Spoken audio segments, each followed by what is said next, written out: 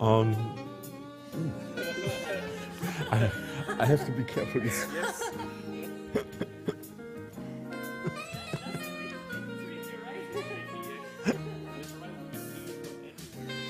Yeah, from everywhere.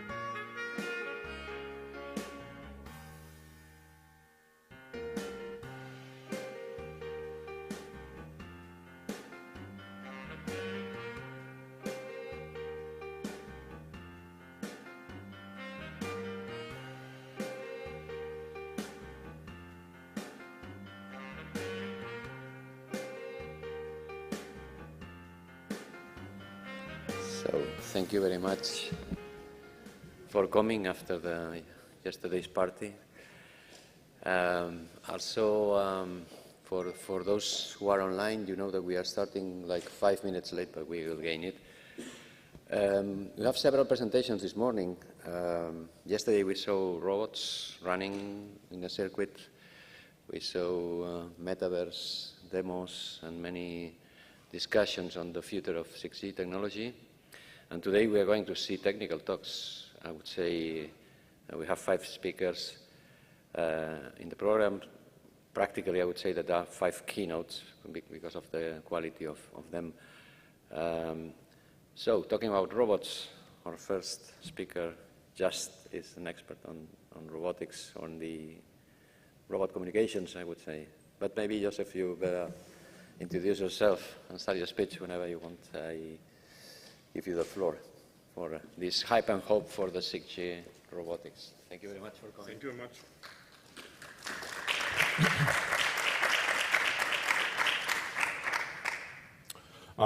Hello.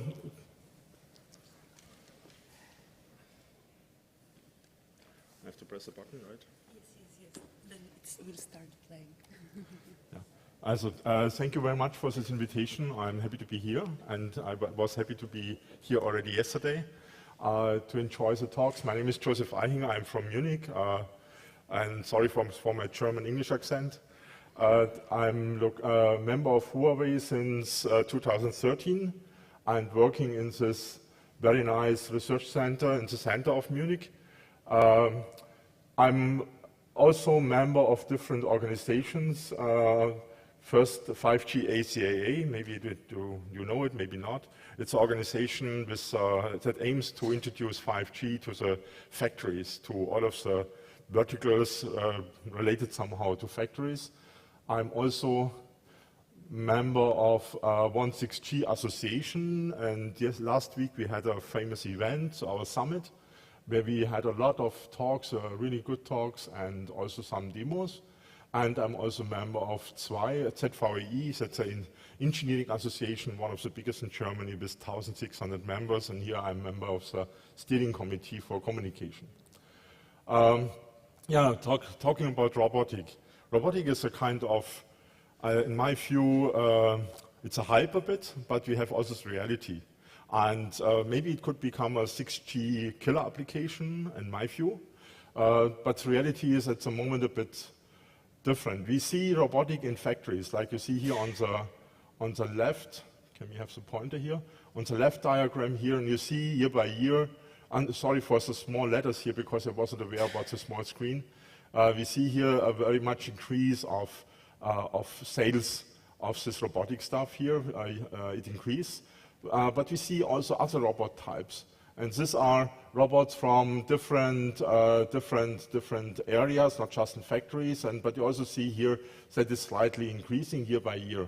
And that means that somehow the market analysis shows that robots becomes more important for our market. But we should be careful with the market analysis because some are looking only for factory robots, some are looking only for service robots. That means you should carefully read what was the aim of this analysis actually. Traditionally, industrial robot segments has captured 52% market share in 2022 and increasing. Now let's go to the next one. This is what means robotic here. We have many different types of robots. What you know, what we have also discussed yesterday, are robots in factories, AGVs, AMRs, running around, bringing parcels or some goods from one station to the next one. Robotic in hospitals has been introduced during the COVID time because it was not easy to meet a doctor. That means the doctor was somehow interested to keep a certain distance with patients. But this maybe is a future possibility where robots can help directly in the hospital ward or in the OR. That is a picture about general service robots. I have introduced the timing because to speed up a bit my talk. Actually, there are 15 and more types of robots listed in some sources of the robotic associations here. This is a set of examples from industrial robots, and you know here, if you look to the web pages of different suppliers from industrial robots size. You have here a lot of different cargo things. You have here forklifters with nice LiDAR systems. You have here robots, portable or fixed, installed along the factory line, or this is a robot type from Bosch, what aims to be portable. So it means you put him just in a place and he can work, and next day he can do something different. These are robots in more logistic-related applications, like parcel services that may come. Some people have tested this already. For surveillance, this kind of robot dog with cameras, you know, this is, brings you pizza, this is what you have at home if you have a garden, and many, many more robots. Different shapes for the special task. Here with arms, here maybe a bit bigger with, most of them just with one arm. Then we have a next generation. The next generation, if you look a bit to the internet, if you enjoy TikTok or some other media, you see always this kind of fancy guys. Maybe it's this guy here from Neurorobotic, or this humanoid robots from Tesla and from other vendors here. And it seems that this could become the future of robotic. But this is some more a bit hope, because these are all prototypes. This is not really a mature market here. But it sounds that, it seems at least to us, that in future, maybe in 10 years from now on, this kind of robots, maybe with 2 legs, maybe just with wheels below, will be part of our daily life. Maybe you saw already this lady here, that is really a fancy prototype here, and it shows also a lot of interfaces and computing entity distributed in this kind of robot. But as I said, most of them are really prototypes. And if we should really carefully look what is mature market, what is next generation, and what is far away vision. But nevertheless, it could become really a future, these new types of robots. And if you look to factories, back to factories, at the moment we have the simple AGVs. The question is still, which type of robot will be used in future? We talk about 5G in factories, campus networks. What is the next generation of mobile or portable robots? What maybe in factories are used, and what are the requirements here? If you look back to the AGVs, AGVs are a bit complicated. They are not what we expect as a robot with direct control, with motion controls. They are more independent running, and they need really only few information to operate. Some other robots, fixed installed, they really need direct control. And that is what we have also classified in the 5G ACA white paper. We said there's control to control. That means in the robot you have a controller, you have a computer somehow, more or less complex, and you don't talk, you just talk from a central controller to a controller in the robot. And this has different requirements compared to control to device. Control to device, where I really control the engine, where I really control the sensor. This has a completely different meaning and is called control to device. Maybe you know it. And this has latency requirements and high reliability requirements of 1 millisecond and 5/9. But the control to control is very much relaxed. And if you talk from research, what happens with 5G or 6G in future, then we should really carefully distinguish between, is it a control to device application in robots, also in teleoperated cars, what we have had yesterday, or is it a control-to-control application where we have relaxed requirements regarding latency and reliabilities. Reliability is always an important thing. Our Huawei vision is, and I copied this from one of the speeches from our CTO, is in 6G, we think that the 6G could enable robots in a way that it becomes our butler, our daily partner, similar to our smartphone today. We always take it in our pockets with us, maybe in the 6G time, in 10 years from now on, always a robot will follow us or will help us at home. If you open the doors, and he will ask us what do you like to drink, and so on. This is what we think could happen, and for this you need, sorry, wrong button. And for this you need a big brain. It's for sure somehow AI or whatever is behind. Maybe it's LLM, maybe it's something else what comes in the next years. We see the exponential development here. And for sure, there will be some AI locally installed on the robot here, and the human has to interact with this. Maybe not with a program, maybe just talking, just saying, hey, I want to have this and that. And then the robot systems, the AI behind, must understand what we mean, must understand what is our interest. Because we don't say exactly, hey, go to the door. No, we say, please call the visitor welcome, and then the robot must do whatever is necessary. If you look to robotics, then we have a challenge how it looks like. And yesterday we had a talk about HEVs, and we analyzed here very carefully what means HEV or AMR. And if you look at today's products, you have a lot of controllers inside. Here is a diagram of a MIR 600, that is a typical AMR, and it has two controllers. One is a safety controller and one is a robot controller. That means we have not the direct control. That means if you come from outside via 6G or 5G communication, you don't have any possibility to say, I want to tune the drive 1. No, because this happens in the robot on the controller on board. That means you can only say, please move to position 2. And then the internal logic will take the responsibility and move. Also the sensor information is compressed, is processed internally already. That means you have less access from radio point of view to the details of the radio, of the sensors. This is what happens today. And there are also a bunch of different other interfaces here. And we have two classes. One is an external sensor on a robot, what is just mounted on a robot, like a camera, or some internal sensor, like torque sensors, force sensors, what he has to run the internal operation. And this different type of sensors are very important for the safety. You see here a lot of sensors around of this platform.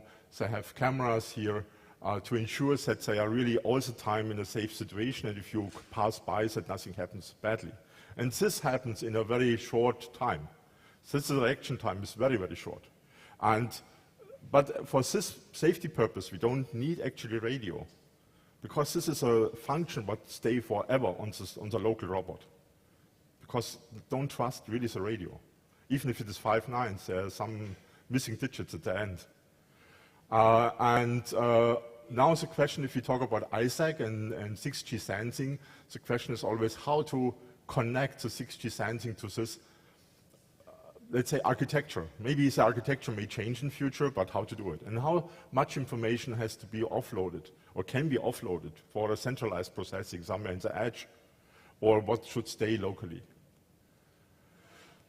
If we now look a bit to the control types, and I talked, we have in factories here, that on the left side is more or less a factory. We have mainly it's an environment, it's a controlled environment. We have, everything is clear, everything is very precisely defined and more or less tuned according to the needs of robots.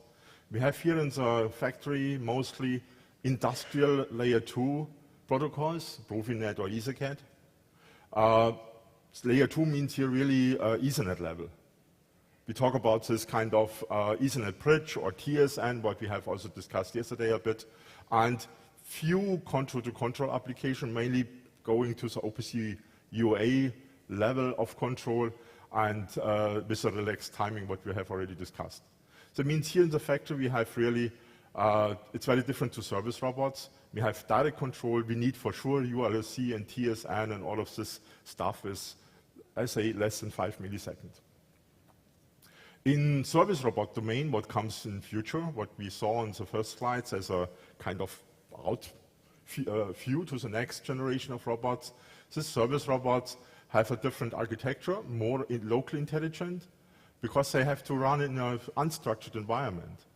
If you say to a robot, please pick up a parcel from my parcel station somewhere, or please open a door in my home, you never know what is from your kids, what is on the floor, what is around of you, whether you have a cat or a dog at home. That means this kind of robot must always be able to act in a very unstructured environment. He cannot expect that something is stable. Even your chairs are moved around. And and also the control mechanism are different. Commonly it's ROS2 protocol, what is used here.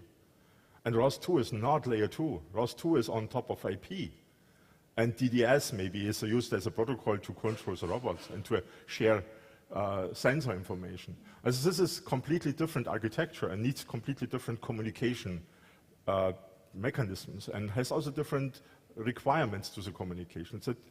And in summary, if you look to the different domains here, factories, controlled environment, direct control of robots, mainly.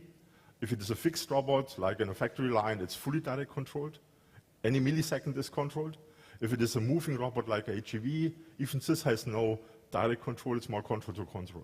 But in this kind of service application future, for sure we have only control to control mechanism with a high level of abstraction. And maybe for safety reasons, a very powerful local computing system on board of the robot. Now if we come to AI, that becomes a nightmare, because you know, our AI here, or not our AI, it's our brain, use only 20 watt. 20 watt. People say maybe that's okay because we don't need more for this silly task. But 20 watt, and now if you look to GPU cards, they really run with hundreds of watts. That means there's a big gap. Now I have to find the projection again. Sorry for this, I'm pressing too long the same button. That means AI on a robot will have really a big problem with the overall limits in the power consumption, and therefore we need offloading for sure. But what has to be offloaded and what makes sense to compress locally, that is a very much unclear question right now. If you now go to the next level of control and perception, you see I just used here one diagram on the left side with the motion planning. This motion planning is not just a very simple task.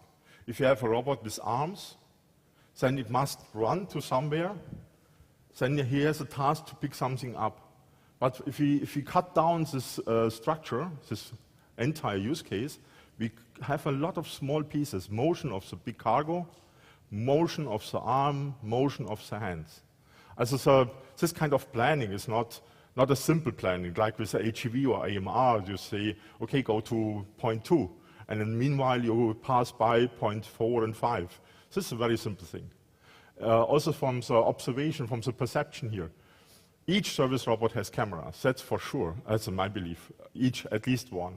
Whether it has LiDAR, maybe it depends on costs, but they will always check the environment, and they have to manage an unstructured environment. That means the task is very much more complex, what they have to do.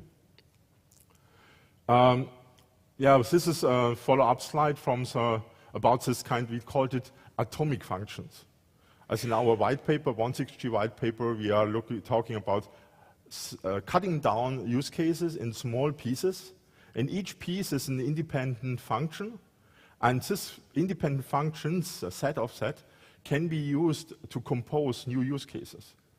And you don't need to invent everything new. If you say, I have a good solution for grasping, then you can use this grasping functions, this, let's say, the motion behind the accuracy of the grasping methodology. You can use it in many different ways. You can use it for your robot at home, in the hospital, for different use cases.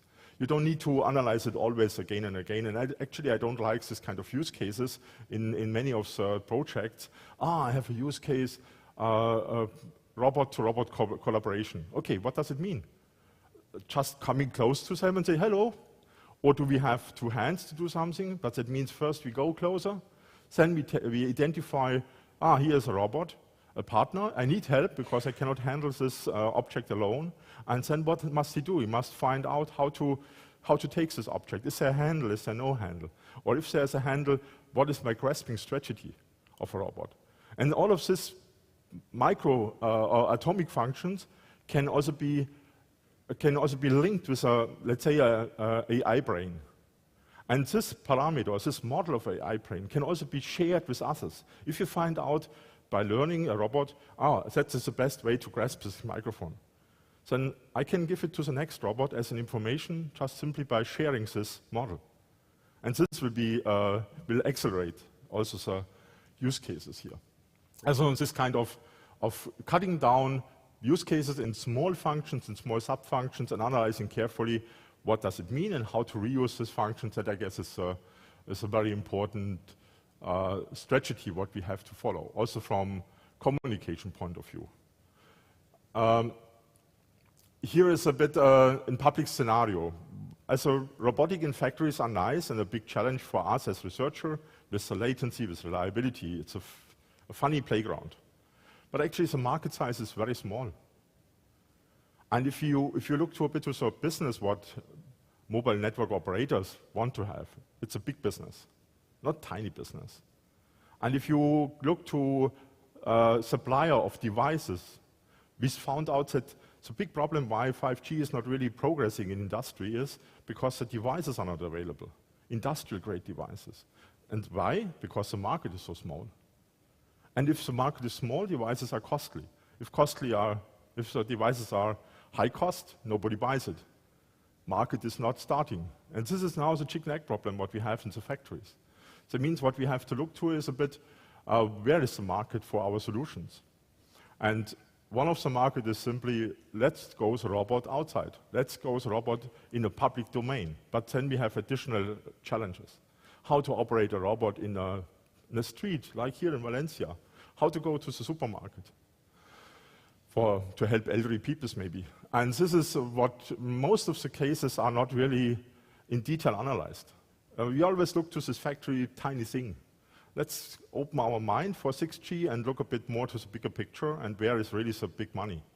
And at the end, all of us has to be paid by somebody. And and for this, we have different modes how to operate a robot. We can normally we always assume it's a fully autonomous system. It's maybe a decentralized system where we have AI in the edge, in the cloud, and the local edge, whatever. But it's fully autonomous. In some cases, let's say an example in Germany now we look to, or we have a government intention, or it will become a law, that all automated car must have a fallback solution by teleoperation. Because if an AI-based, fully autonomous car comes to a situation where it cannot go forward and back because the AI on board cannot decide what to do. So you have different information, and maybe because of the danger level or because of the unclear sensor information what it gets, the car will stay. In the middle of the street maybe. And to avoid that this car is blocking something forever, this kind of teleoperation mode must be activated automatically, and then a guy in the hotline just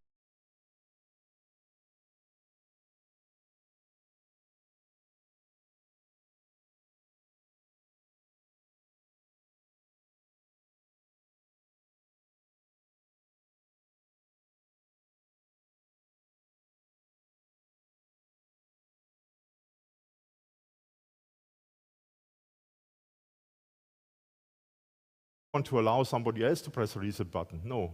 That means somebody, maybe a robot operator or a service provider, must have the possibility to log in to the robot and to move the robot maybe only 5 meters away, and then he can run automatically alone. And this needs different levels of supervised control. Maybe the supervised control could be done by a higher level AI that has maybe more knowledge because it takes sensor data into account what a local robot never have.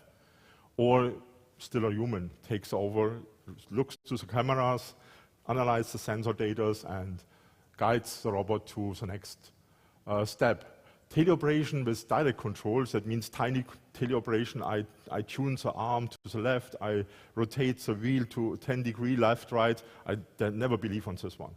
Because they need so many information and so precise control, and now we are back in millisecond level, that in the public environment, it will not run.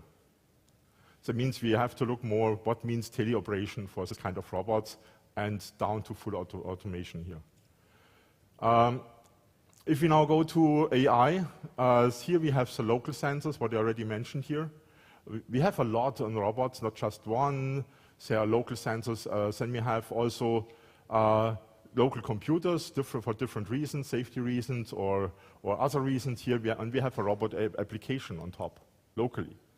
And on the network, let's say it could be over the top, but it could also become part of the mobile network operator. We have different other levels of intelligence.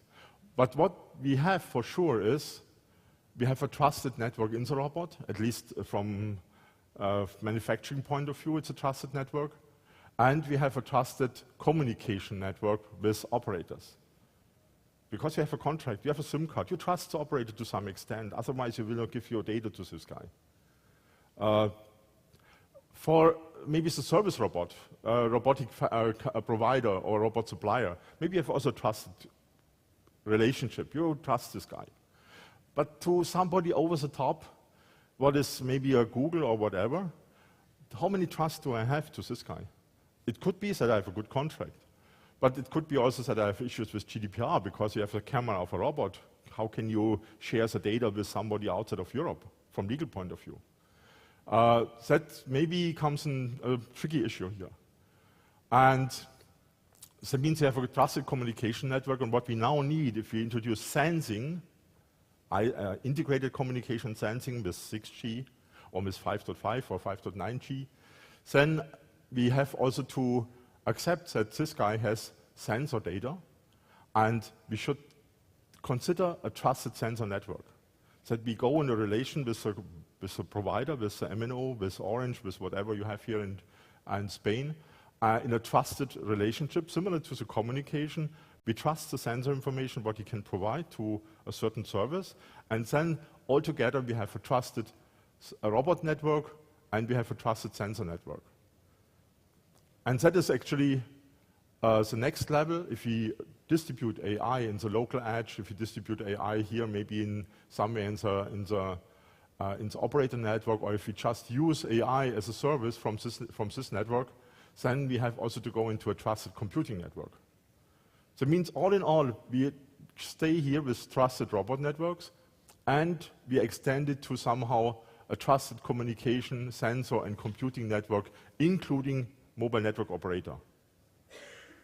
We don't need these guys in this scenario. 6G as an extended robot network, because all functions will be somehow here. We have extended sensors, we have extended computing, we have extended control to some extent. If we now go to sensing, we have to expose the sensor data from the 6G to some extent to the local robot, but also to some brain maybe running outside of the network here, because the robot service provider maybe has own applications on top used for some purposes. I don't know exactly, but they may have a lot. And they're also interested in this additional sensing capabilities what 6G will provide in future. And that means we have then not just a sensor network here on the robot, we have also 6G as an extended sensor network, and we have to expose this data towards the robot or towards the application on top of the robot. But this needs actually requires standardized sensor interfaces. And also the quality of the sensors must be specified. Because you rely on the sensor data. And if the sensor data are with low quality, how can you take this sensor data into account for safety purposes? As we need a kind of a classification of sensor data, including the wireless sensor data, what we get in future. The same is if you want to do fusion in the 6G network, because here we have a lot of AI power in future. And it may be a good idea to ask this big AI power and also the sensing fusion power, what we anyhow have in the 6G network for the 6G ISAC, for help. And the robot could ask for help here. Please help me to fuse all of the sensing data what I have together with your data what you have derived from your antennas and your 6G capabilities. Yes, this is just a summary of what 6G robotic means here. We need communication. We need a modular design. We need extreme performance regarding AI and all of this computing stuff in future. Cloudification, distribution is a key point. Very, very important is cost efficient. If the costs are high, nobody buys it. You don't buy a robot with 100,000 euro. It must go down to maybe a rent of 500 euro per month. And then we need network AI for sure. And we also need to develop new robotic capabilities for this new class of robots, not outside of factories. That's all. I hope I have not extended my time too much. If you have any questions here, I'm available the whole day.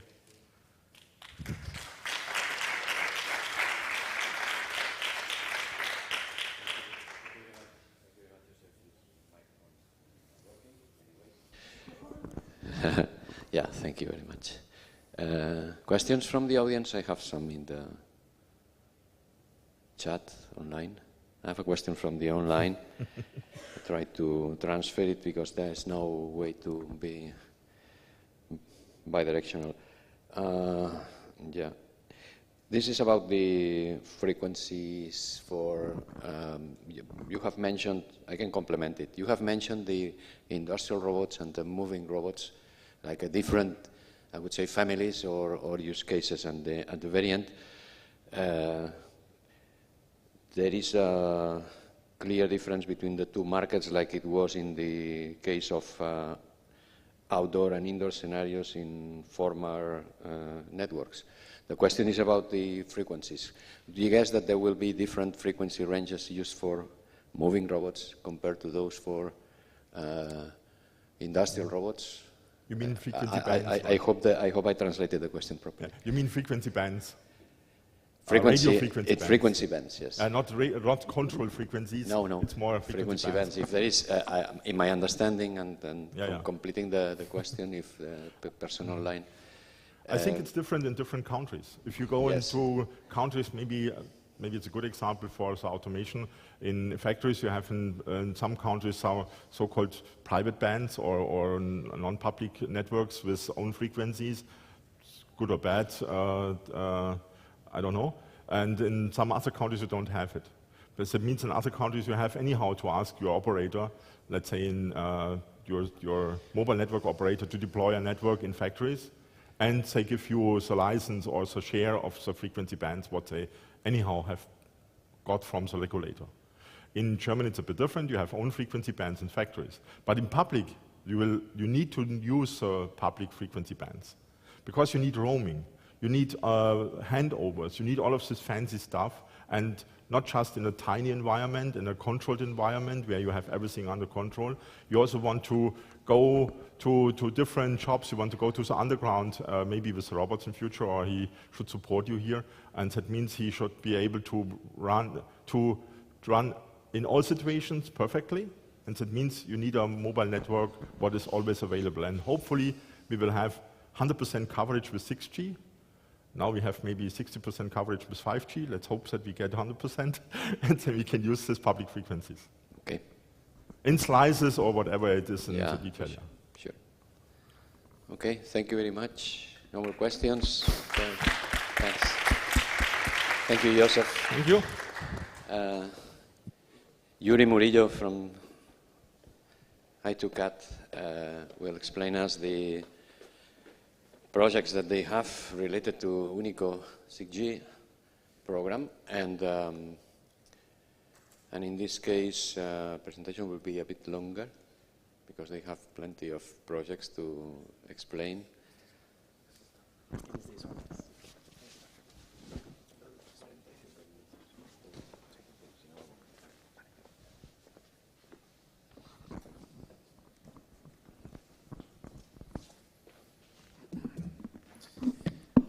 think this microphone is on. Is this okay? Can you hear me? Okay, thank you.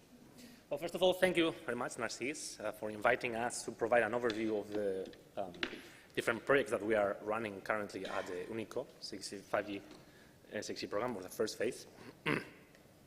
As Narcís has said, I got a first disclaimer. I got a bit of a food poisoning from yesterday, so we decided to make our presentation, which was initially 2 slots, concentrate together and have it a bit shorter. So I will try to provide an overview in around 45 minutes of the activity that we are doing. And Maybe first I wanted to provide a bit of an overview of who we are at AutoCAD, why we are running this Unico program, and what are we going to do in the future with it. So AutoCAD in a nutshell, to provide an an overview of who we are. So we are a research center located in Barcelona City, that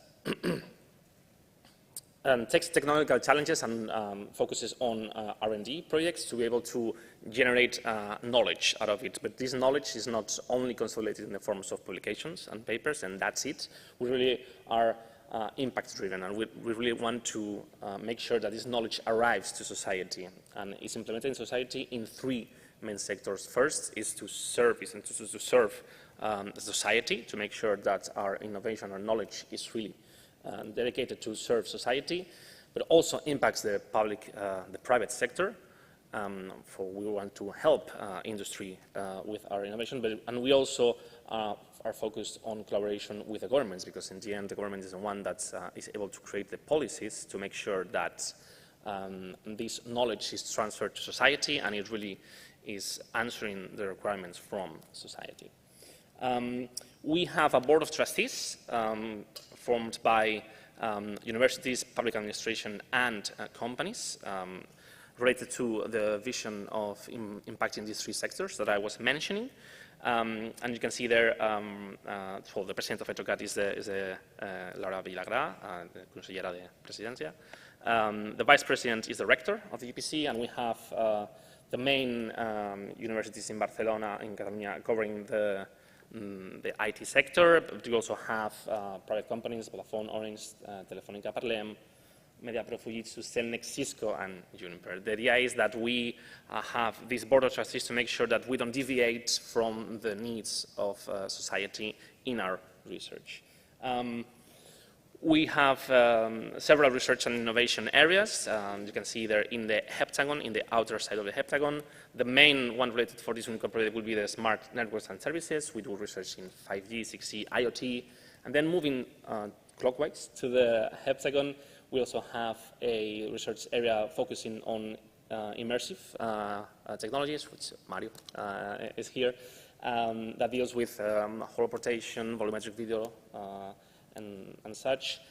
Moving to the right, we also have an area that makes sure that all this communication is secure, dealing with cybersecurity, but also applying cybersecurity concepts, DLT, blockchain to other sectors. We also have a area that's digital social technologies, we call, that makes sure that all the technology that we develop is accepted by the society and really puts the human-centric approach in the design of the technology. We have an area dealing with space communications, satellite communications, NTN communications, and then two main areas dealing with artificial intelligence. One, the first one, artificial intelligence-driven systems, applies these AI concepts to networks to optimize them, to make sure that all the different slices are configured properly. And then the last one, the digital, the distributed artificial intelligence area, designs the different AI algorithms and applies them to different verticals, which you can see in the center of the heptagon on CCAM, cooperative and connected autonomous automated mobility, Industry 4.0, smart cities, digital administration, and so on.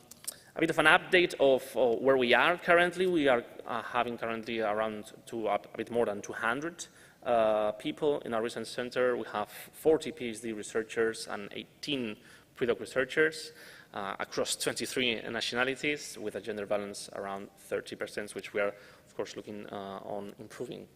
I will, for the sake of time here, but this is an overview of why we are running these Unico programs, and this is because we have been successful in the past in Horizon 2020 projects, but also especially on 5G PPP projects. So in the period from 2014 to 2020, we had a funding of 16.8 million, which is comparable. It's somewhere similar to what we are currently having for our Unico program. And if we look towards Specifically, this 5G PPP, we zoom in into these 5G PPP projects. We had 17 projects with a funding of 8 million euros. And the important thing here is that these 5G PPP programs were divided into 3 different phases. The first phase deals with just basic and fundamental 5G research. The second phase is applying this research and these outcomes on different verticals. And the third phase deals with large-scale pilots and trials, and we are contributing, and we had presence in all 3 phases. So this is to show, as a bit of context, to show why we are the 3rd institution currently at Unico 5G ID 6G. First phase, because we had this excellence and we had all this success in this program, this 5GP program, which means that from the 115 Unico projects that are total across all the different beneficiaries in Spain, we are executing 20 of them, which is a 17% figure. 6 coordinated projects that I will describe later on, and these are divided into 19 across, so because each coordinated project has 2, 3, 4 projects. So we have 19 research projects in total dealing with technical research, and we also contribute to the Telecom Studies Promotion Plan that I think Jose Fernando yesterday was introducing here, which is branded as Telecorrenta. The PIs for all these projects are PIs with relevant contributions on 5G projects, so project coordinator or technical managers that I will have a slide with all the faces of all the PIs in case you know them. Which means that in total we received almost 17 million euros with a rule of subcontracting 70% of it and 30% we have for our own execution of the programs. And all this information and much more is in the i2CAT Unico webpage that I have the link here. When you enter the website, it looks somewhere like this. Where we will be having, and we have information on the calls from tenders, so all the tenders that we open for subcontracting the partners, well, the companies for these projects are available through the website, and also recent updates on all the news related to the program. We also have inside this webpage a dedicated page for each of the coordinated projects that I will describe now.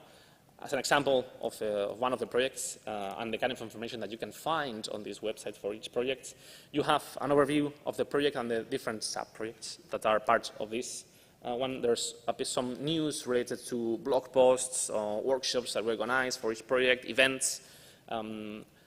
There's a specific part for dealing with the documentation, so all the public deliverables that will be arriving, will be being part of an outcome of the project will be posted on the website, so you can consult them in case you are interested in knowing about our progress.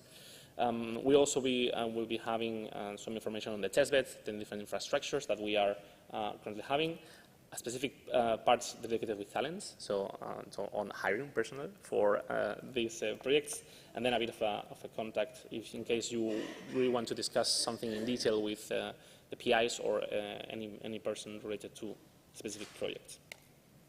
So to put all of them into one slide, this is the program, this is all the projects that we have currently for phase 1 of all the Unico projects. So as I said, this is structured into 6 coordinated projects, and each one dealing with different sub-projects. So if we, here, yes. So starting from the left, the first one is called 6G enablers. So this project is divided into 3 different projects, and this is all about defining, prototyping, and implementing tech enablers for future 6G networks, and divided into 3 different pillars. The first pillar will be AI, the second pillar will be DLT, and the third pillar will be cybersecurity. So in this project, we are envisioning a holoportation use case in which we want to embed AI into the network, natively into the network, that deals with optimization of the different resources of the network.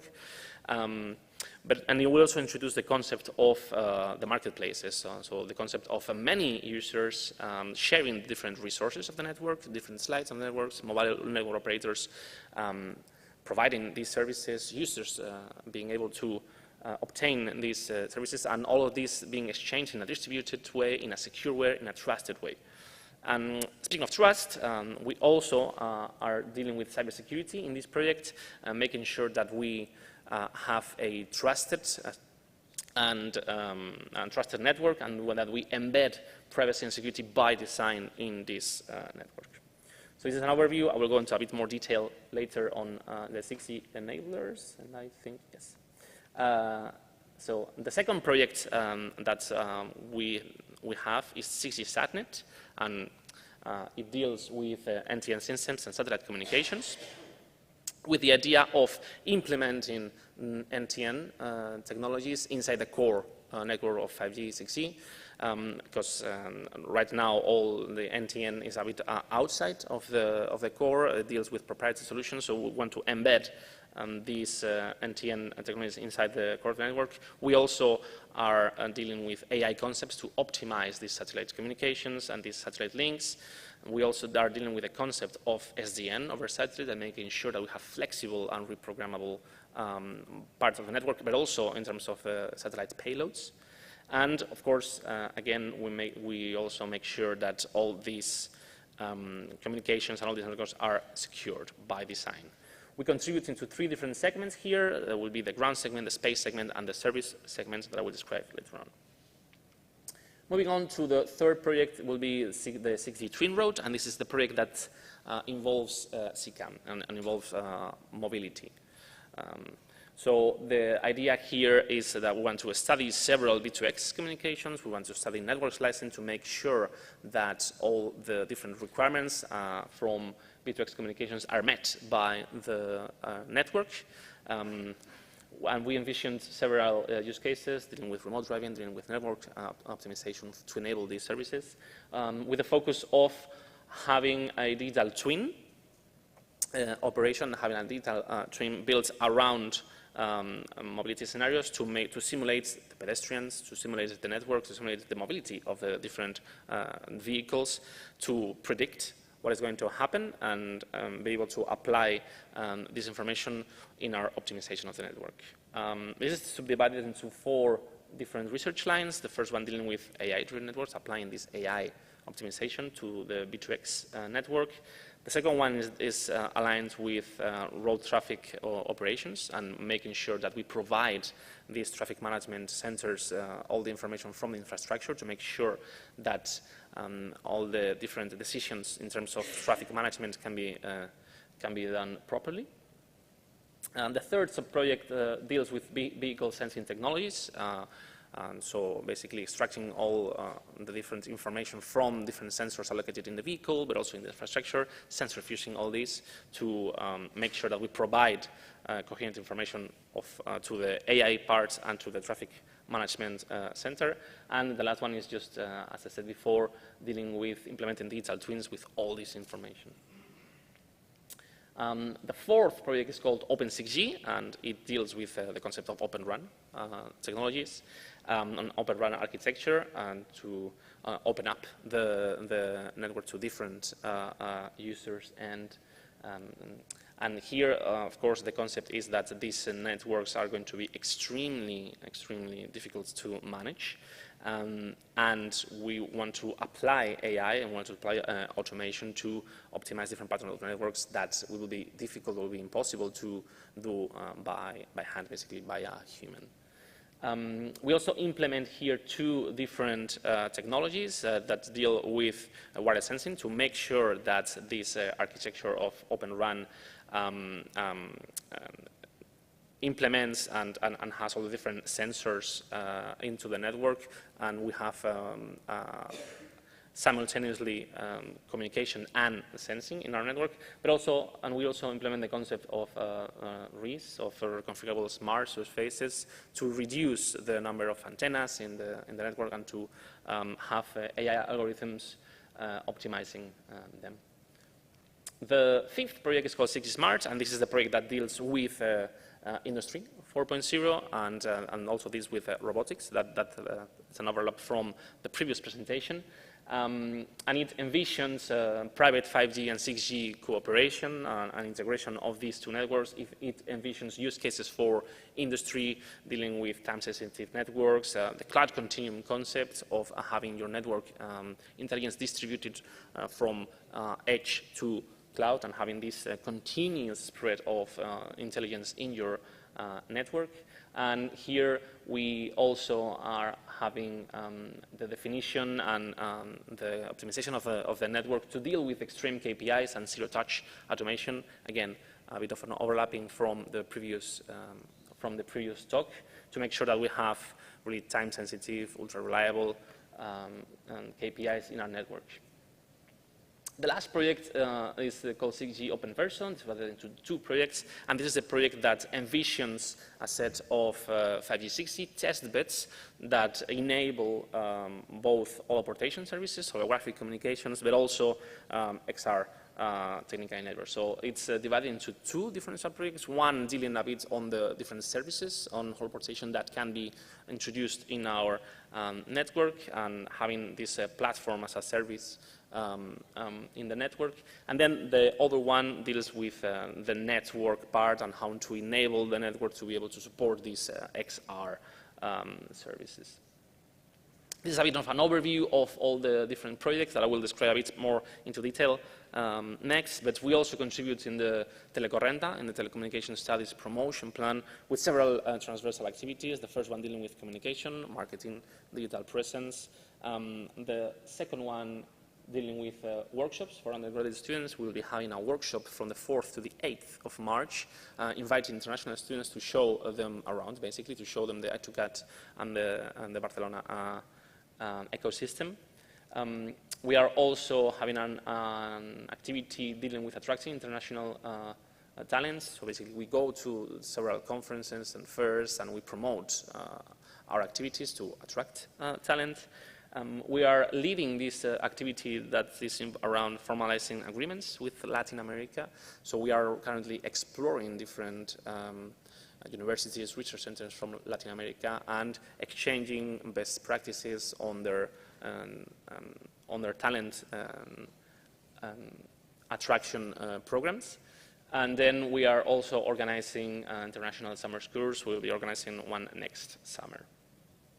This is an overview, as I said before, of all the different projects and the thematics and the different activities that are part of all of them. Now I will be presenting you the different PIs, IPs, of the projects. So on 6G enablers we have Shuaib Siddiqui, on 6G Satnet we have Sergi Figueroa, 6G Twin Road we have Jesus Alonso Zarate, which is also the director of the UNICO program and was presenting actually last year. Here on Open 6G we have Xavi Costa, on 6G Smart we have Dani Camps, and on 6G Open Verso we have August Betler. A bit of KPIs, program KPIs, and how are we doing in terms of the subcontraction, of the subcontractors and the tender management. So we, as I said, we are having this 11 something million euros to subcontract and build an ecosystem on 6G across all Spain, divided into large companies, SMEs, and also universities and research. You can see there the figures in terms of the different budget that we have already allocated and the companies that we are collaborating with. And a bit of a disclaimer, we are having a couple of different tenders to be finished. One is currently opened and finishes the 4th of December, and that deals with the 6G enablers project that I will introduce now. And then we also have one final one on the Open Verso project that Mario is nodding here because we will be launching it soon. Bit of an idea of how we structure these 6 projects.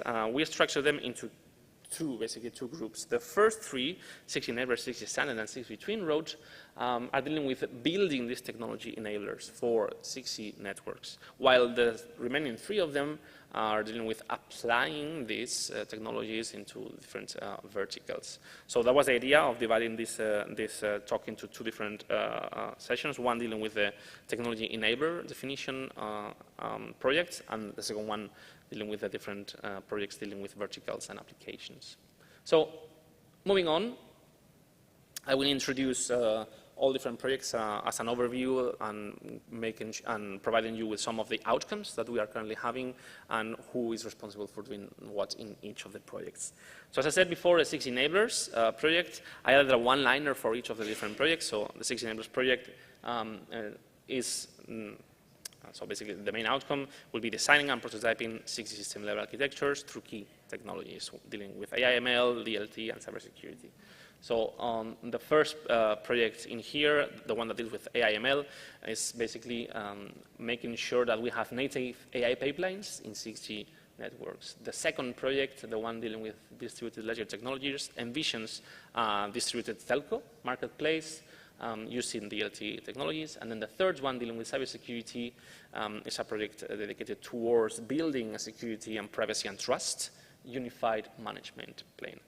So a bit on the ecosystem that we have for this project. On the first sub-project, the one dealing with AI ML, we have Open Nebula and Optare solutions formalized on September, so they started their activities on September. On the second one, we have Atos and Vicontep, and then on the third one, we have Gradient, Universitat Politècnica de València, and somebody else that we don't know, because we have an opened tender that is closing on the 4th of December. You can check the websites for the information on the tender and how to apply. A bit on the outcomes. What are the main outcomes of this project? What are the main results that we will be having at the end of the project, and who will be responsible for doing them, and a bit of the thematics that we are exploring on this project. So on the first project, the one dealing AI/ML, deals with edge-to-cloud training and inference levels in the data plane. So basically having a distributed set of AI pipelines, collecting information from all the different parts of the network, and basically applying optimization mechanisms on the network with all these different distributed intelligence. Of course, going towards the concept of intelligent zero-touch management, where we as humans don't want to deal with this management of the network. And then all these zero-touch management and all these data pipelines are feeding information that we obtain from high-precision smart telemetry techniques. So this will be the 3 main outcomes that we are currently working towards for the AI/ML sub-project. Moving on to the DLT and to the distributed marketplace project. So as I said, we are envisioning and we are currently designing a DLT marketplace that is able to, that provides the ability to share different resources across different entities on the network, with also the concept of having smart contracts, of having certified as an assured level of quality in the network, and being able to basically sign these contracts in a smart way and in a trusted way. And then we also have the item of smart resource and service discovery in 6G networks to be able to basically know what are the different resources that we can share, and that we can that we can sign smart contracts to share this. The third sub-project, the one dealing with cybersecurity, envisions a trust and privacy framework. So basically the concept of having trust and privacy by design on the network, and this is dealt by Universitat Politècnica de València. We also have an item here that deals with physical layer security and having this physical threat detection and attack mitigation. And finally, which is the one that is currently TBD, this is an item that deals with pervasive security and programmability of security in data pipelines. So anything dealing with the programmable data planes and how to make sure that all of them are secured. So all these items here will be executed and will be prototyped into a big common infrastructure that we will be building with all the different entities involved in the project. A bit of a project status on how we're doing into all these different sub-projects. So in the AI/ML part, we have started with the initial design of distributed operations, and you can see here all the different information and the different planes going in for the distributed AI/ML part of the network. We are now dealing with the cross-slice predictions to make sure that we can predict the different levels of requirements that we have across different slices on the network and execute and implement the intelligence needed to manage all of them. And then I also added here a bit on the publications that we are currently having out of the project, in case you want to check the progress. Regarding the DLT part, the distributed ledge parts and the marketplace sub-project, we are now dealing with the definition of the different use cases, the assessment of the different DLT frameworks, and having a first low-level design of all the individual systems that will be taking part into this marketplace. So this is currently done, and what we are doing right now is we are implementing the first platform prototypes and validating the individual systems in the big infrastructure. A bit on the papers and the publications that are currently having there, in case you want to check them. And then finally going on to the cybersecurity part, we are currently in the definition of the different use cases, dealing with holo communication, security and privacy. We are now busy with the threat and vulnerable surface analysis, and so on. We are currently also, once we have this, we are currently now building the different prototypes of security in the network. So this is an overview of what we are doing currently on 60 enablers. Moving on to the 60 satnets. This project, as I said before, is dealing with the integration of the different NTN architectures in 5G 60 systems, and this is subdivided into 3 different segments. The one dealing with ground segment, which basically envisions the interconnection of satellite networks with different MNOs. The second one is dealing with in-orbit systems, so dealing with anything related to inter-satellite links. And the third one is related to user-satellite interaction, where we define flexible and scalable communications for these NTN systems. The ecosystem here is from the ground segment. We have Universitat Politècnica de València, Open Cosmos, and Osmium, which is actually RDN Networks. They changed the name last week, which I had to update here in this presentation. From the satellite segment, we have Mousy and Osmium again, and then from the service segment, we have Mousy, Keysight, and Universitat Politècnica de València again. The main outcomes from these projects that we will have at the end of the project will be as follows. From the ground segment, we are investigating and we are having research dealing with the NTN architecture, so basically having multi-layered LEO, GEO, and having different satellite systems in different orbits and how we can optimize them. Another item dealing with the integration of satellite systems in the core network, so basically making sure that we have UA context synchronization, making sure that these interruptions that we are having because of the nature of the satellite communications do not affect the core network. We are also having an item dealing with unified service orchestration, and then we're also having an item dealing with applying AI for scheduling our constellations. Regarding the space segment, the main outcomes that we are currently working on are this hybrid multi-technology inter-satellite link and also this flexible frequency multi-satellite link. So basically, we want to study the concept of having both optical and RF communications in our satellites and having also flexible frequencies in our satellite communications, building devices that allow to have this. We also are studying, of course, AI for intersatellite and applying AI to make sure that we predict different satellite contracts that are happening every so often because of the movement of different satellites across the Earth, how to predict when we are going to have these contacts to be able to prepare communication to have this satellite connection and have this information being transferred when we have this connection. And then we are also busy trying to secure these intersatellite communications. Dealing with the service segment, we have also several items here. We have the definition of this flexible payload for software-based satellites, because currently the payloads of the satellites are very mission-driven and are set and are specifically defined for each of the service, but then when you have your satellites up there in the sky, there's no way of reconfiguring them, so we are exploring the concept of software-defined satellites here. We are also busy with radio resource management, so basically having a massive number of communications and how to have proper and power-efficient communication systems with all these satellites and ground users communications. And then we are also exploring the concept of introducing this quantum key distribution in satellite communications as a way of securing our satellite communications. A bit on the progress that we are currently doing. We are busy with different items in all these different sub-projects.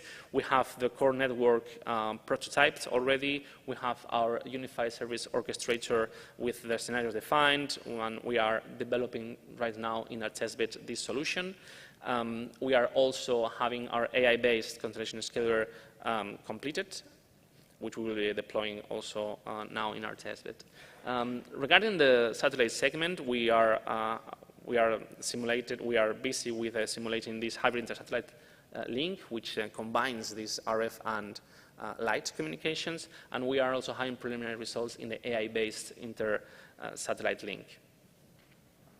In the service segment, we are having results already with a flexible payload for software-based satellites. We have our first design completed, our first prototype implemented with flexibility at software level 1 and 2. And from the quantum key distribution integration part, we are reviewing the state of the art. We have our system requirements completed, and we are now busy with the system design. This is an overview of the different progress that we are having in the CG Satellite project, a bit also on the papers that you can check afterwards with the presentation if you're interested. So then moving on to the last project that deals with enabling technologies, defining and prototyping enabling technologies for 6G networks is the 6G Twin Road project, which deals with design and implementation of 6G enabling technologies towards digital twins. And we have subdivided this into 4 different sub-projects or activities. The first one dealing with AI-driven 6G networks with the concept of, again, optimizing the radio access network using AI, but for specifically targeting V2X services. The second one dealing with vehicular enablers, and this is related to traffic management centers, how we can provide the best information to these traffic management centers to make sure that the policies that are defined are correct, basically. The third one deals with enabling vehicle sensing technologies, and this is sensor fusion of emerging technologies for vehicle and road. So basically sensors running in the car, but also sensors running in the infrastructure and in the road, how to combine them to provide this information to both the AI optimization part, but also for the traffic management part. And finally, the final use case for this will be enabling 6G-enabled digital twins, where we'll be having urban and interurban digital twins based on V2X communications. For this project, we have Orange and we have Iriada on the AI-driven 6G public network part. For the vehicular and for the traffic management control part, we have Iriada. For the 6G vehicle sensing technologies, we have both Ficosa and Whoop6. And then for the 6G-enabled digital twins, we have Amsun, Autopistas, and Afisa. The main outcomes for this project, and divided into all the different sub-projects, are as follows. So in the 6G AI-driven public networks part, we are collecting and we are developing a cellular V2X data set that takes into account not only mobility, but also network applied to mobility data to be able to feed into the AI/ML optimization mechanisms. We are also implementing radio resource management mechanisms applied for V2X network slices. And basically with the data set and with the algorithms, we are implementing an architecture, in the case of Open RAN, that basically optimizes this, as I said, this network based on the requirements. We are also going to test this implementation that we will develop here in different test sites that will be prepared by the other. The second project that deals with vehicular enablers for traffic operators. The main outcomes and the main items that we are currently looking at is basically how to provide all the roadside unit information to this traffic management control, and how we can distribute this traffic management control across the edge of the network. And we are also looking into incorporating millimeter wave communications for these traffic management slices. We are also going to validate this into traffic management control system to make sure that the different prototypes that we have developed in here are validated. The third subproject that deals with vehicle sensing technologies. So basically in here, we have a different spread of what kind of sensors and of sensor information we can provide to the network from both the roads, from the vehicles.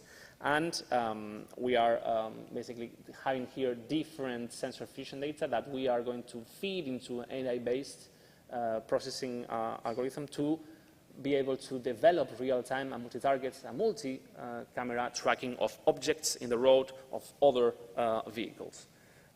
We will also be validating this into a separated testbed.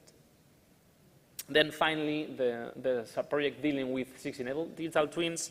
So we are now looking towards different simulation tools and different models that deal with both interurban and urban environments, that we have this already finished. And we are currently doing this testing of on basically how do the different digital twins correlate with reality when we implement them in urban and interurban scenarios. And then for here, we are actually, I think today or tomorrow on the website will be announced that we are having a pilot with in Terrassa for this.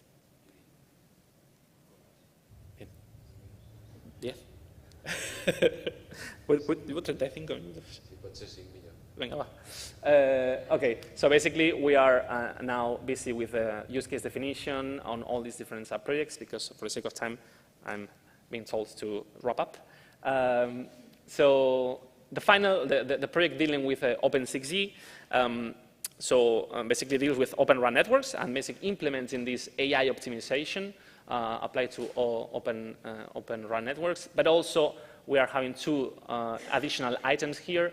The first one will be joint communications and sensing applied to this ORAN infrastructure, and also the concept of implementing smart surfaces in this Open RAN. You can see the ecosystem here, dealt with NEC, Telefónica, Neutron, and UPC. And this is a bit of a different project because in the definition, use cases, and the implementation of the platform, we are not having everybody contributing. We are having separate entities contributing to the different activities. But yeah, as I said, we are busy with AI-based solutions for cellular networks. We are busy with automated AI tools for detecting, analyzing, and also acting against malicious behavior in our Open RAN network. And then we're also including the concept of federated learning for high mobility scenarios, so anything dealing with drones, for example, and being able to have this federated learning to optimize the network. You can see there here a bit on the project status. We are busy building this big platform of Open RAN with all the different subsets enabled. We are currently having this infrastructure being built, and yeah, on all the different reconfigurable smart surfaces and the different joint communication and sensing mechanisms and entities in terms of drones, in terms of robots, being implemented in the network. A bit on the publications if you want to check. Now moving with the 6G Smart project, this project deals with the application of 5G and 6G systems for smart manufacturing. And we have 4 different projects in here. The first one dealing with the industrial cloud continuum, the cloud orchestration, and anything dealing with public and private network interaction. We also have a project dealing with string KPIs and zero touch applied to Industry 4.0 networks. And then we are also defining several use cases for these smart manufacturing services. And finally, we are doing this integration of the experimental platforms here. Bit on the ecosystem that we have here. We have Atos, Telefónica Insight, Nueva, Bosch, Neutron, and UPC. So what are we going to be having on the different sub-projects? So the one dealing with industrial cloud continuum, we are having a 6G AI/ML-driven cloud continuum orchestration to have different services and have different slices optimized, and we are also looking towards the public and private network integration. On the second one is the one that deals with extreme KPIs, and this is also related to the last presentation, having ultra-low latency, having time-sensitive networks, having multi-wireless access technologies networks, and having extreme accurate localization in industrial equipment and industrial scenarios, and then also the concept of zero-touch networks with federated learning. And then finally, we have defined 3 different use cases here. One is dealing with holographic services for collaboration in remote environments, so basically having one part of your industry collaborating with another one that are separated. Then we also have the concept of collaborative robotics with distributed AI, and we have the use case here of defect detection in assembly lines. And then we also have the high-precision metrology service used to feed digital twins for industrial applications. So the progress that we are having here, we are busy with the first service definition, which we have an AI pipeline for defect detection, as I said before, in heater membrane production lines, and then we also have this use case for edge-enabled metrology robots. We are having a couple of results that we are going to publish quite soon, and then we also have this orchestration enabling platform already built. Okay. And I'm going to wrap up with the last project here, which is 6G OpenVerso. And again, this is the project that deals with building 5G and 6G testbeds for next generation multiverse and extended reality services. So the first one is called OpenVerso Olo, which expands the architecture of 6G OpenVerso. And this deals with holographic and teletransportation services. And then so basically these studies of different services that can be included in the testbed. And then the second project that deals with the technical enablers, so making sure that the network is prepared to support these services. We are having Gradient and Ericsson for the network part, and then for the whole services part, we have Icontech, Wuptix, Universitat Politècnica de Madrid, and somebody else. And then quickly wrap up of the main outcomes that we are going to have. So on the Olo part, we have network-assisted volumetric video pipelines, anything dealing with reconstructing this volumetric video, having multi-sensor-free viewpoint video to be able to synthesize different points of view from static point of view that we are currently having in the network, and then making sure that we have adaptive media streaming for different multi-users. Another item here will be in cloud services for adaptability and scalability, so basically making sure that we have all the different streams sent to the servers in an adaptable and scalable way. And we are going to implement all these into a test bed. Then from the network point of view, we are busy with designing of XR and 6G network architecture, so basically having XR networks and having XR devices that are able to offload the processing power to the network in a distributed way and also in a dynamic way. If the XR node has enough resources, it will process this information. If not, it will offload them to the network. And then we are also including sub-terahertz and terahertz technologies on these testbeds. So a bit on the testbed, and with this I'm finished. So the envisioned scenarios here will be holographic communications, and then again offloading information to the edge on XR applications, and then also having rate control and edge discovery, and having this adaptable network as a service concept. We are currently having 2 testbeds with different 5G base stations. We are having XR services. We are able to have remote facilities, and we are also going to federate these with other EU 6G advanced infra facilities. And then we are also having a diverse set of XR headsets. We are also having different capture setups for this free viewpoint video reconstruction and synthesis, and also some other devices dealing with holoportation applications. So test done, we are testbed definition, and the initial setup is finished. The functional holographic platform is finished, and then we are basically going to finalize and to integrate all these into a unified testbed and run the appropriate pilots and demonstrators. A bit on the progress in terms of publications, and this is the final slide, I promise.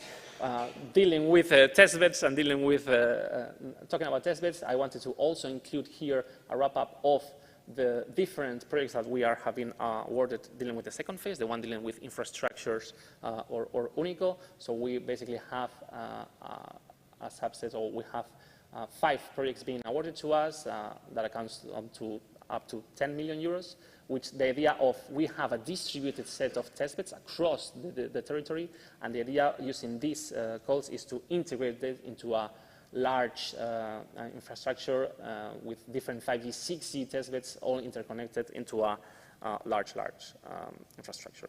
And with this, I finish my talk, wrapping up the different projects that we currently have, and with the idea of this is our contribution on the Spanish ecosystem, but we are not the only ones. There are also other beneficiaries running these Unico projects, so let's work together to make sure that for SNS calls, Spain is positioned as a really strong actor on 5G 6G. Okay. Thank you very much. 46. Thank you, Yuri. I know, we have a tight schedule, and it looks like you are about to develop all the 6G that we need. Since you have plenty of money and a lot of projects, I wonder how many people do you need, and if you have managed to find all this stuff in Spain, or you are hiring from outside. People in terms of subcontractors, people in terms of resources for us. Your resources. Our resources. Well, we are, if you go to the website, also there is for each project a talent webpage where we also are having open positions for hiring. This. You are hiring, yes. Yes, we are hiring indeed. Question from Shirley. Okay, so Yuri, thank you very much for the very comprehensive introduction. So one question I have is, how do you think the output with, for example, the other initiative like SNSJU? Do you have some specific channel to somehow to communicate and share the result? Because I do believe, like for example, from the European Commission point of view, they also have a lot of investment, and EduCard is also a very important partner for that. Yep. So this is the first question. Yep. And the second question is, in some chart, I saw some you also have some standardization related work. So what is your current main channel to which standardization group, and how do you plan to disseminate your research result to the standardization, for example? Yes. Thank you. So thank you. So addressing your second question first, this is highly dependent on the specific project. That's because, as Narcis has said, we are implementing all the 6G. So each project will be having a dedicated standardization group, but also related to your first question and trying to complement the final answer for your second question, we are also quite, so it's a double part. So the first part, as I said, is that we want to collaborate with other beneficiaries, and we want to basically make sure that we position Spain as a reference center on 5G 6G. So the idea will be that we want it, or eventually, I think we need to work towards us, all beneficiaries basically have a contribution in Europe, and as all Unico projects basically be together and really showcase our progress in events like this, for example, where everybody meets and presents their results. So basically, with this, collect all the results and provide them to the European Commission. And then we are also active in different associations, 6G. We are also part of the 6G IA governing board, so this will give access to really showcase our results and find the appropriate forum and platforms to distribute our results. Okay, thank you very much again. Should we move to the next speaker? Thank you very much, Yuri, for your presentation. So next speaker is Dani Calabuig from my team, Research Institute. And, And after this talk, we are about to have a coffee break at about 11. Okay. Thank you, Danny.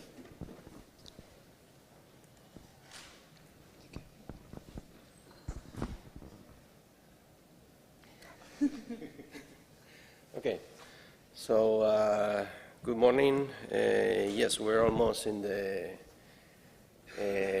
coffee break, but I will try to be short with this. Well, what I'm going to talk in this presentation is about something very specific. We are working on a channel model for ISAC in order to study ISAC. And well, this work is a collaboration between this university and Huawei. And well, there you can see different people that are working in this particular work. My name is Daniel Calabuch, and okay, so we can continue. This is the index of the presentation, so we can move to the introduction and motivation. So here, at the beginning, I wanted to do a small wrap-up of how we usually, in communications, study new technologies before going into prototyping and things like that. The first thing we always do is to create a system model. Actually, if you see many papers, they start always with a system model. And from that system model, we can obtain a channel model for that system. And then, from those models, we can do some initial analytical study of the system and the new technology, then do some simulations using those models. And after that, if everything goes well, we can continue with prototyping or measurements or other things. So at this point, we were wondering which characteristics should we demand for a channel model that is going to be used for ISAC. And from that thought, we came up with two, I think, important elements. We need some spatial consistency from 2 points of view. One of them is already implemented in current channel models. First of all, if we have a sensing device that is in some place in the scenario, and that device sees some objects around it, if you move that device a little bit, that device should again see more or less the same objects, well, the same objects from a slightly different point of view, but the same objects. That's spatial correlation. But we also need to have some spatial consistency if you think on two sensing devices that are trying to sense a common target. Only one target, two sensing devices. Even if those sensing devices are very far away from each other, since they are sensing the same target, the objects around that target are the same, have to be the same for the two sensing devices. So we again need there some spatial consistency, and the channel models that we have right now do not implement that.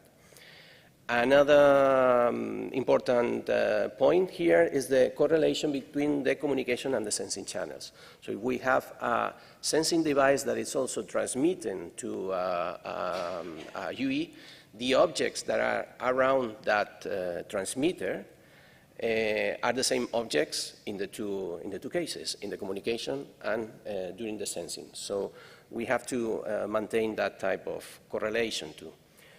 So a solution in order to have these in our channel models, a solution that has already been proposed, is to distribute some scatterers in the scenario. So we have a scenario with transmitter, receivers, targets, and there we distribute some scatterers which are going to reflect the signal, and those scatterers are common for all the channels that we need to, or that we will require in that scenario. So an example of this, graphical example, how we do that. So first, we place the relevant elements in the scenario. Here, I have placed a sensing device, which is the transmitter, a receiver, and a target. After that, we play some scatterers that are going to reflect the signal. And then we can start wondering how is the communication channel, for instance, from the transmitter to the receiver. So the signal goes out from the transmitter. It arrives at all the elements with one signal hop. This is the first hop. And in a second hop, they reflect towards the receiver. Okay, so that's the communication channel. For the sensing channel, we have the same first hop to the same elements. There with that we can we achieve the correlation between the sensing and the communication channel. And the second hop, in the second hop, the signal is reflected again towards the transmitter, which is the receiver in the sensing channel. Well, this is for a monostatic sensing case, but we will have the same for bistatic or multistatic.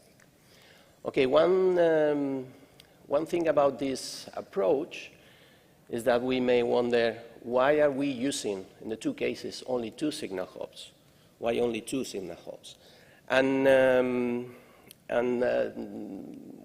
the question about this, or the problem we will have about this, we can see if we look at the sensing signal that comes from the target.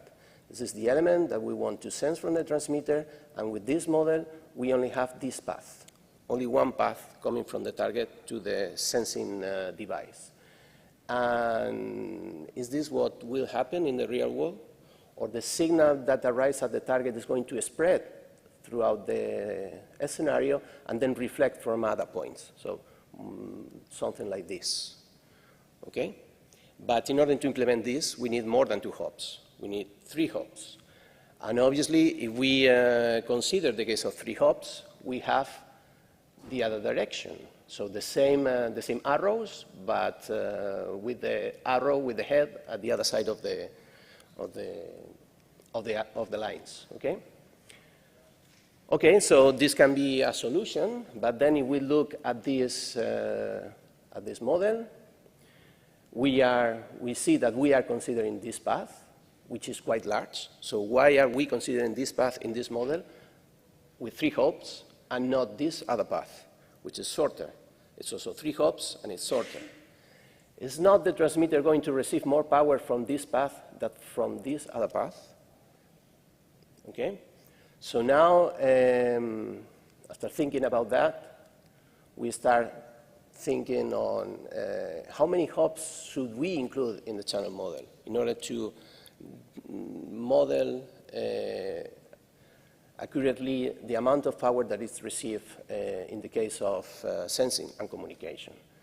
And also, which paths? Should we consider this one but not this one? Why?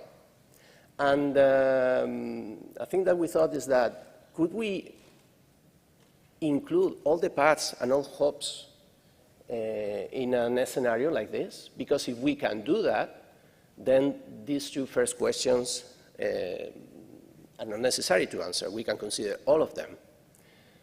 So, well, this is the motivation of this work, and I can now say that the answer to this last question is yes, and this is what I'm going to show in this presentation, how we achieve to consider all paths and hops. Okay? So now we can continue with the system model that I already presented that to you. We are going to have some transmission and reception points. Okay, here we are focusing on two of them, the one with index P, and this is the transmitter, and this is going to be the receiver, one with index Q. And in the scenario, we have some scatterers. So we have some transmission and reception points, some scatterers, and then we also need to generate the direct channels. These are only direct channels, so without taking into account bounces in scattering points or things like that. So we need all these pieces. Okay? This is the direct channel from the transmitter to the receiver, the direct channel from the transmitter to every scattering, and the direct channel from the scatterers to the receiver, and also a channel that channel between the scatterers, between all the scatterers. Okay, and with this we can emulate and model multiple hops. So We now look at the channel between the transmitter P and the receiver Q, and are going to look at the received signal. What's the received signal in this case? In this scenario, with this system model, the received signal at the TRPQ is this Y, which is the transmitted signal, X, here. This is the input of this direct path, multiplied by the channel matrix of this direct path. And also is the signal at the scatterers, which is reflected at the scatterers, multiplied by the channel between the scatterers and the receivers, plus some noise. Okay, the key here is, what is this? What is this XS? That XS is the accumulated signal from all the reflection. So the signal is going to get out from the transmitter, is going to arrive to the scatterers, and is going to reflect again towards the scatterers, second hop, third hop towards the scatterers, etc., etc. This is XS, is the accumulation of all those hops. So if we split that XX into its components, we have the first hop, which is directly the signal, the transmitted signal from the transmitter going through this channel to the scatterers. Okay? This is the received signal at the scatterers, which is going to be the input for the second hop. Okay, so for the second hop, the signal goes from the scatterers towards the scatterers. So here we're using H, this channel here. And with this we continue. We have the third hop again, etc. And all hops that you want to consider. So now XS is simply the sum of all those signals, which if you substitute by the values given here, you obtain this, and at the end you obtain this sum. This is the sum of the elements of a geometric progression. Okay? The factor that it's multiplying by each element in this progression is simply the matrix H. So it's a geometric progression with matrices, not with scalars, but it's the same thing. We can use common knowledge known about geometric progressions to compute the sum, even the infinite sum.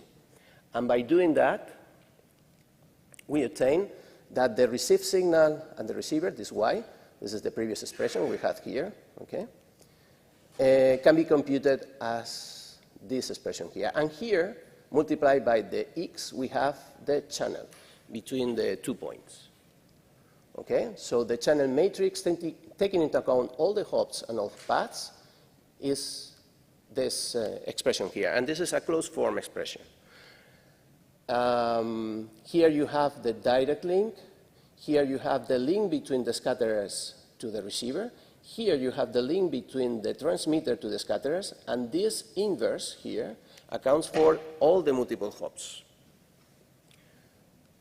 Okay, so some special cases. In case of sensing channel in a monostatic case, we simply, the transmitter and the receiver is going to be the same. So we use the same subindex here, and we have this matrix. This is the sensing channel. And the communication channel in a non-line of sight case, in this case, the direct channel is 0, so we only have this part here. So with this model, we can implement and calculate all the channels that we need in the scenario, and considering, as I say, all hops and all paths. So now we wonder at this point if we can obtain channels similar to those of the 3GPP model. And this is what we did next. It is important that when, in a next scenario like this, when you place the transmission and reception points and you place the scatterers, the channels are given. The channels are not random. They are deterministic. So in order to obtain random channels or some stochastic channels, what we propose is to use stochastic environments. So we select randomly the positions of the transmitters, receivers, and the scatterers, following some distributions. And for one realization, we fix that, and we obtain the channels. And then we can check if those channels follow the same statistics as the channels that you obtain with the 3GPP channel model. So in order to define these environments, We need to define how to locate the important elements, the transmission and reception points, how to locate the scatterers, how you define the radar cross-section of those scatterers, and then how we generate the direct channels in that case. So our proposal to mimic the 3GPP channel models is that for the location of the transmission and reception points, we follow the description of the scenario. Usually in those scenarios, the 3GPP tells you, for instance, we have here the example of indoor office. So you have the size of a room, they give you the position of the base station, etc. And with that, we place those transmission and reception points. Then we locate the scatterers using the distribution of the path delay of the different paths generated by the 3GPP channel model. We generate that, that position of the scatterers around the transmission and reception points. Then we define the radar cross-section using the distribution of the path power of the 3GPP channel model. And after that, we can generate the direct channels, and we do that using the free space propagation model. So we are not using the path loss model using in the scenarios of the 3GPP model. We are using just the free space propagation model. So with that, we can see some results in which we compare the statistics of the channels generated, as I presented here, and the channels of the 3GPP model. As I said, the example is for the indoor office, in which we have this room with the size. The base stations are placed randomly in one of those points, and the UE and the user is randomly in the room. In this case, the simulations were for a 4x4 MIMO channel in the 30 gigahertz band. So with that, you can see here two results. Here you have the norm of the channel, of the 4x4 channel, and the PDF of that, and you can compare the channels obtained with the 3GPP and with our model here, our proposed model, and these two PDFs are quite similar, but also we can mimic the path loss. The path loss, this is the channel gain, okay, and this depends on the path loss. The path loss for this indoor office is a particular path loss model that they use in the 3GPP. We are using, as I said, the free space path loss model, but thanks to the reflections, we can mimic this path loss also. And finally, we look also at the CDF of the singular values of the channel.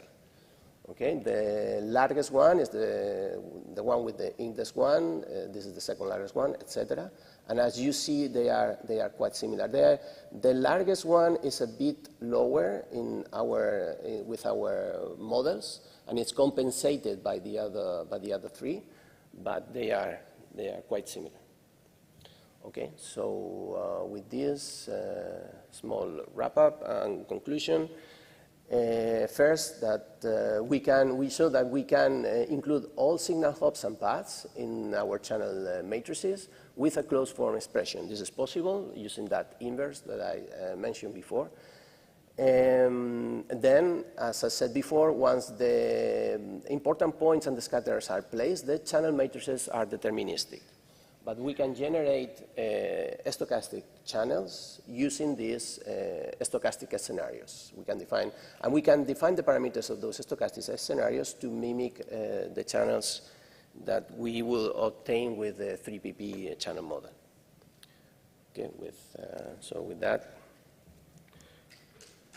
thank you.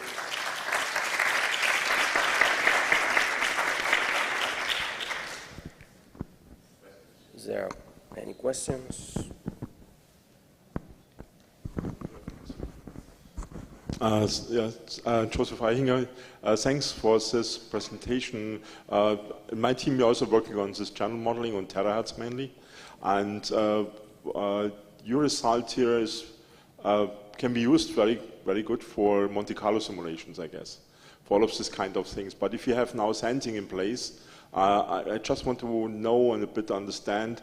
Usually, we also want to see the time continuous time.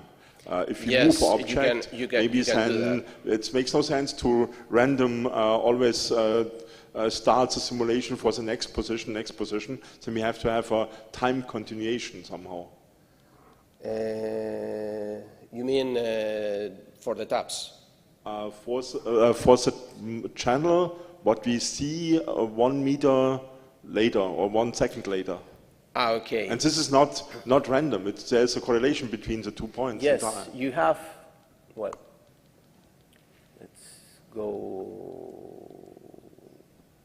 let's go here, for instance.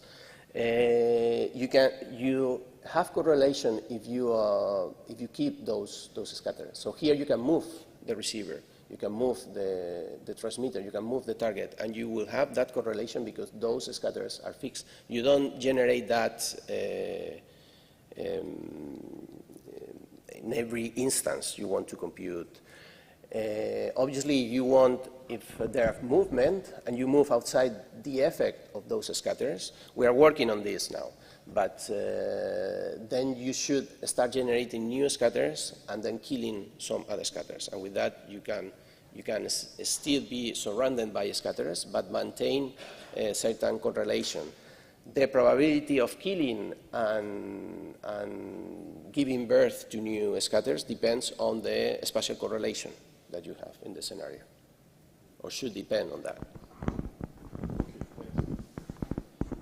Okay, thank you very much. Any more questions or any comment? All right, thank you, Daniel. Thank you very much for your presentation.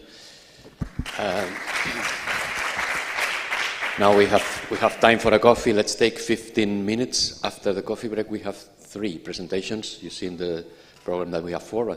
The last one is not going to be possible to be presented. The speaker is not here. So 3 presentations after coffee break. Please be back in 15 minutes time. Coffee's right in the next door. Thank you.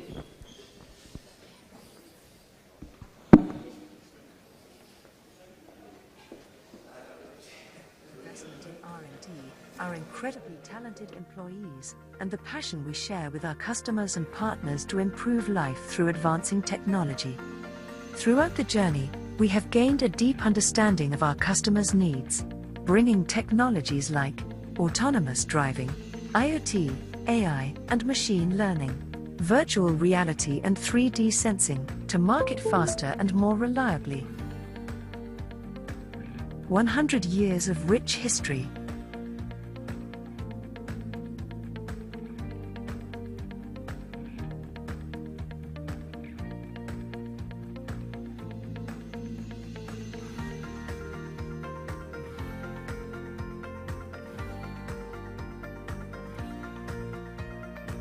A bright future ahead. Where will the journey take us next? Let's find out together.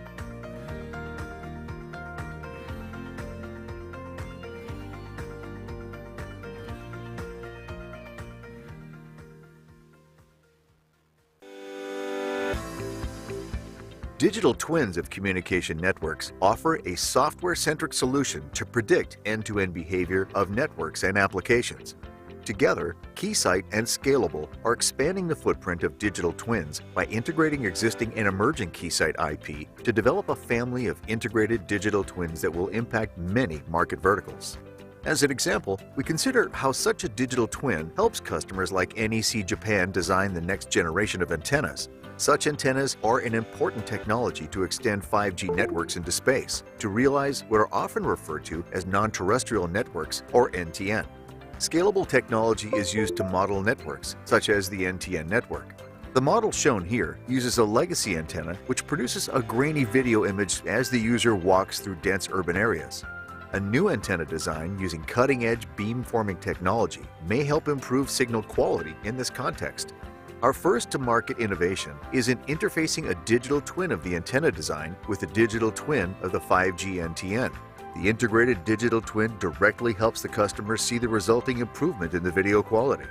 This integrated solution was released in May of this year to NEC Japan, and we are working with about a dozen customers globally. We can expand such integrated digital twins to the broad family of Keysight emulators, as well as to digital twins of physical systems like electric power grids and to machine learning systems. Looking forward specifically to 6G, our digital twins will drive Keysight leadership in 6G by supporting early assessment of new device and architecture designs in the context of end-to-end 6G applications. By enabling such early engagement with customers in a variety of industries like the chipset, equipment, and service provider universe, digital twins will power Keysight's shift-left strategy while increasing digitization.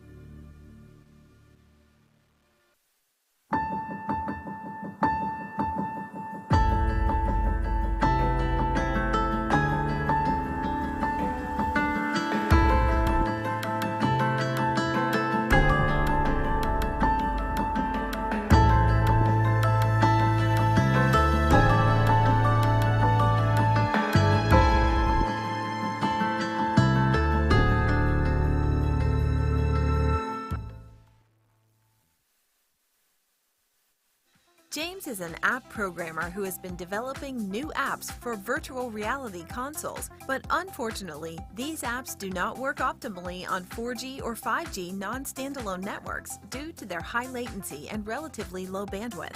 James knows that these issues could be solved by having the app operate on a 5G standalone network with edge computing and slicing capabilities, which will become commercially available in the near future.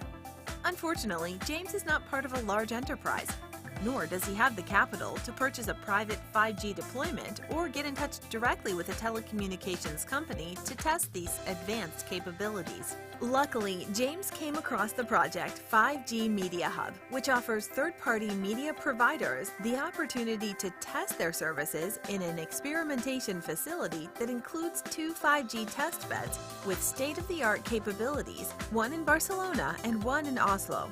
This facility offers easy-to-use experimentation tools, accessible via a web-based portal, also supporting service creation within minutes. Moreover, 5G Media Hub offers a selection of media-related network apps such as VR streaming and content distribution services. Network apps is a new concept that refers to reusable functions, ready to be integrated in vertical applications, thus significantly reducing their time to market. 5G Media Hub is currently validating the experimentation facility through realistic use cases with the goal of ensuring that it provides an efficient and effective means of developing, deploying, testing, and monitoring the performance of innovative media applications. The use cases also demonstrate how the stringent requirements of these applications in terms of low latencies and high data rates can be met via 5G technologies. 5G Media Hub will not just help James, but will work towards getting the most value from 5G technology for media companies everywhere in Europe. 5G will make next-generation high viewership, high bandwidth services possible. Home entertainment will be transformed through ultra-high-resolution movie and immersive gaming experiences, all powered through the latest cutting-edge 5G technologies. and players in the media industry, such as James, can rapidly innovate and test their applications through the 5G testbeds. In this way, not only will James know the state of his app on an advanced 5G network, but telecom operators will know how well their networks are suited for media applications as well. 5G Media Hub, your playground for validating your 5G media applications.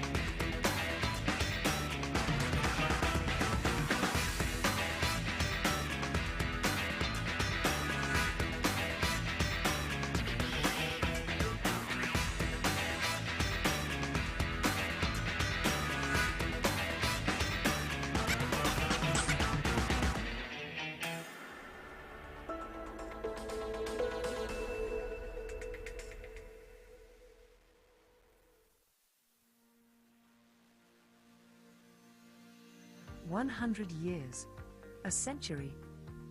For some, it's a milestone. For others, an achievement. For VRV, it's also an evolving journey.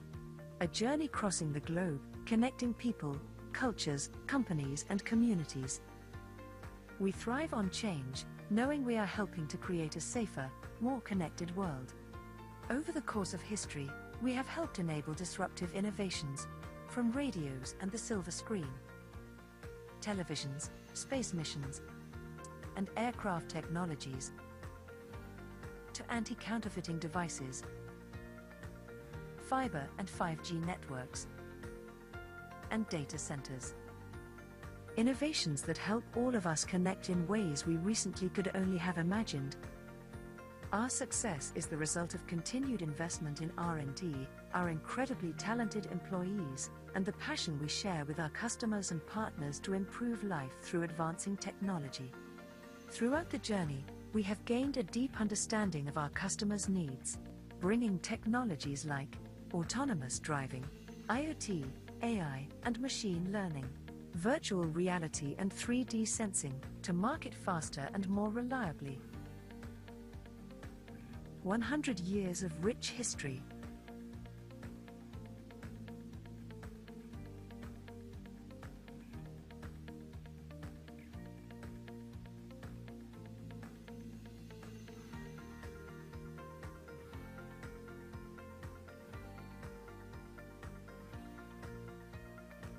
A bright future ahead. Where will the journey take us next? Let's find out together.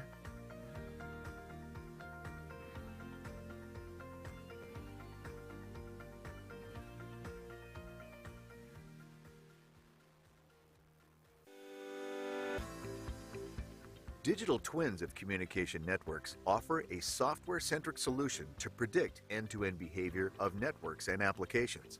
Together, Keysight and Scalable are expanding the footprint of digital twins by integrating existing and emerging Keysight IP to develop a family of integrated digital twins that will impact many market verticals. As an example, we consider how such a digital twin helps customers like NEC Japan design the next generation of antennas. Such antennas are an important technology to extend 5G networks into space, to realize what are often referred to as non-terrestrial networks, or NTN. Scalable technology is used to model networks, such as the NTN network. The model shown here uses a legacy antenna which produces a grainy video image as the user walks through dense urban areas. A new antenna design using cutting-edge beam-forming technology may help improve signal quality in this context. Our first-to-market innovation is in interfacing a digital twin of the antenna design with a digital twin of the 5G NTN. The integrated digital twin directly helps the customer see the resulting improvement in the video quality. This integrated solution was released in May of this year to NEC Japan, and we are working with about a dozen customers globally. We can expand such integrated digital twins to the broad family of Keysight emulators, as well as to digital twins of physical systems like electric power grids and to machine learning systems.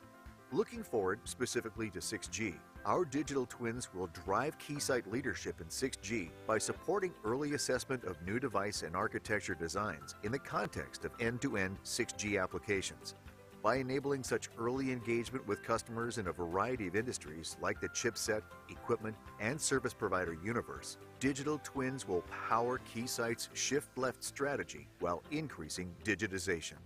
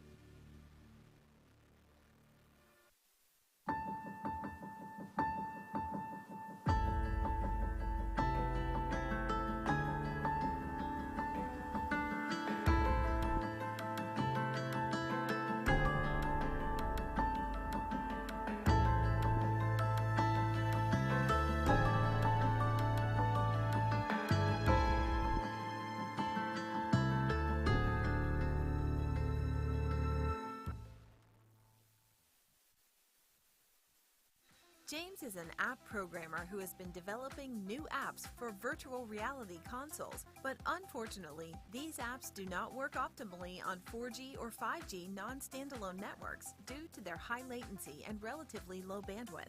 James knows that these issues could be solved by having the app operate on a 5G standalone network with edge computing and slicing capabilities, which will become commercially available in the near future. Unfortunately, James is not part of a large enterprise, nor does he have the capital to purchase a private 5G deployment or get in touch directly with a telecommunications company to test these advanced capabilities. Luckily, James came across the project 5G Media Hub, which offers third-party media providers the opportunity to test their services in an experimentation facility that includes 2 5G test beds with state-of-the-art capabilities, one in Barcelona and one in Oslo. This facility offers easy-to-use experimentation tools, accessible via a web-based portal, also supporting service creation within minutes.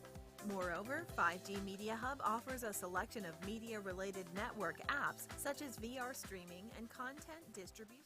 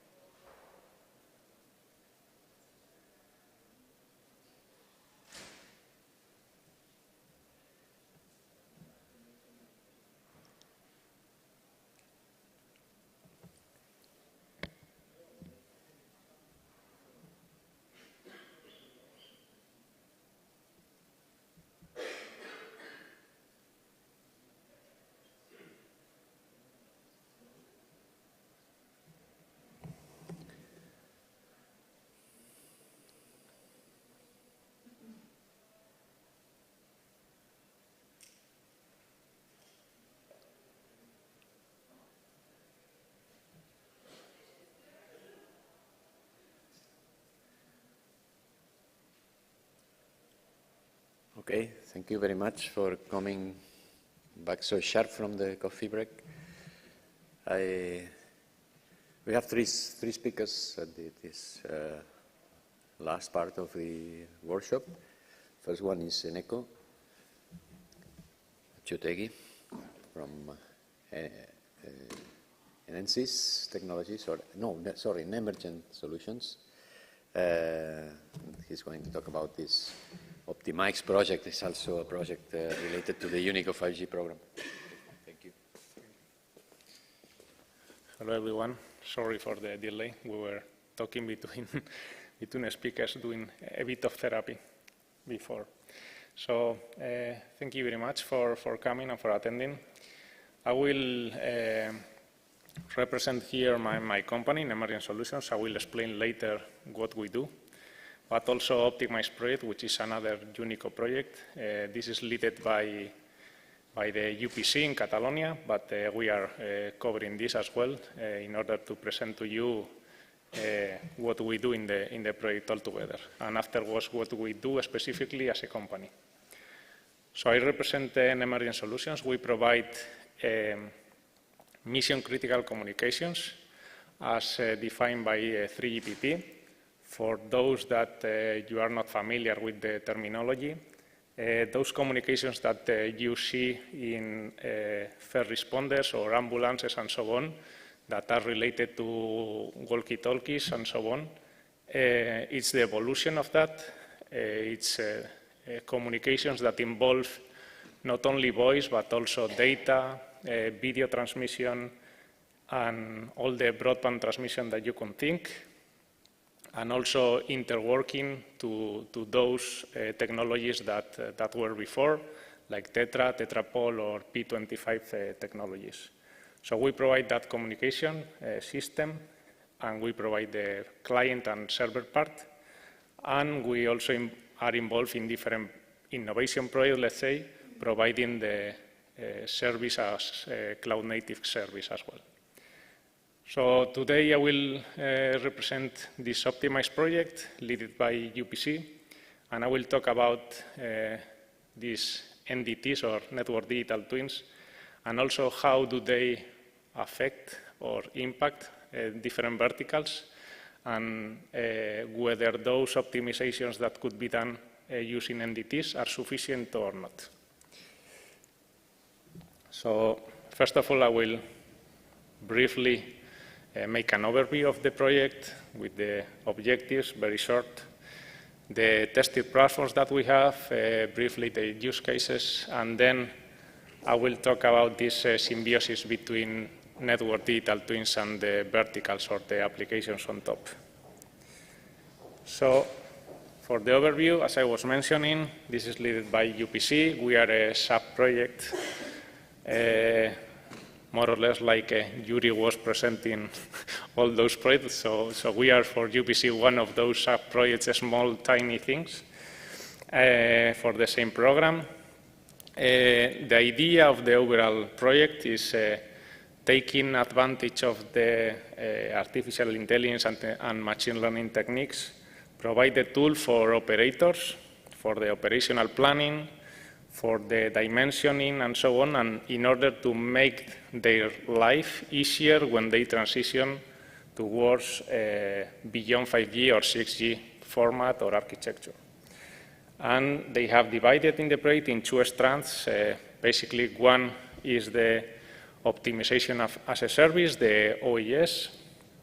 This is the tool that brings everything together. And they also take advantage of these NDTs or network digital twins that they are quite common in all projects across the Unicos as well. And therefore, the objectives in very short and familiar way are these ones. First, provide the platform with initial optimization algorithms. Most of the algorithms are network-oriented, are for the MNOs and network-oriented. Do it in a way that everything or almost everything is provided in an open API way. I will explain later as well what I am referring to with these APIs. And the way of providing these APIs is also to provide easier expansions, innovation, evolution, or someone coming from outside to provide something new. Definition of use cases, creation of a laboratory branch, and test, train, evaluate these models, the symbiosis that we were talking about, the NDTs with the verticals, and then we also communicate and disseminate like today. So we want you to know about us. Going forward into the tested platform, it's easy to drown in this type of architectures, but I will try to make it easy. On the right side, we have the optimization as a service platform master and nodes. This is divided, everything very cloud native. This is linked with different point of presences in Spain. We have those point of presences, both physical and also in an emulated way to pre-train models. So we provide these nodes with the network digital twin flavor and the artificial intelligence and machine learning algorithms as well. And then we also have different slices adapted to different needs or different configurations. But in our view, done in a way that is more network-oriented and not sufficient for that symbiosis that we are talking about. So that's why we are also in the project to provide that info and that symbiosis. So it's not very clear, but there you have the different APIs that I was talking about. Everything in the platform, from the vertical that is deployed from the platform, how everything is done, the lifecycle management of things, the models, everything could be managed, executed, monitored, and integrated with APIs. This is a hard requirement of the project for the project itself and the sub-projects as well, to be everything open. And also, we think also as a sub-project, that is the only way to move forward, to open yourself. So it will be easier for someone that comes from outside to integrate with you, to provide evolutions and provide innovation to your system. So the testing platform that I was talking about, different point of presences in Spain. Those are physical, those are also emulated in the lab branch that I was talking. This is a platform for network planning. This is a platform for checking the different links. So it's for observability. Observability of the different links, if those links are saturated or not saturated, if the configuration that we have provided is enough or is not enough, if it's according to the models that we have trained or not, if there is some type of mismatch between what we have trained and what we are seeing in the actual world. So this is the testing platform, and where we check the different links and point of presences. And also in an emulated way, we do it this way. So we have network deployments that the link topology is emulated in a way that is software sometimes the emulation, but other times is also physical, that you can put very large cable like those here and emulate more realistically how the different point of presences are connected.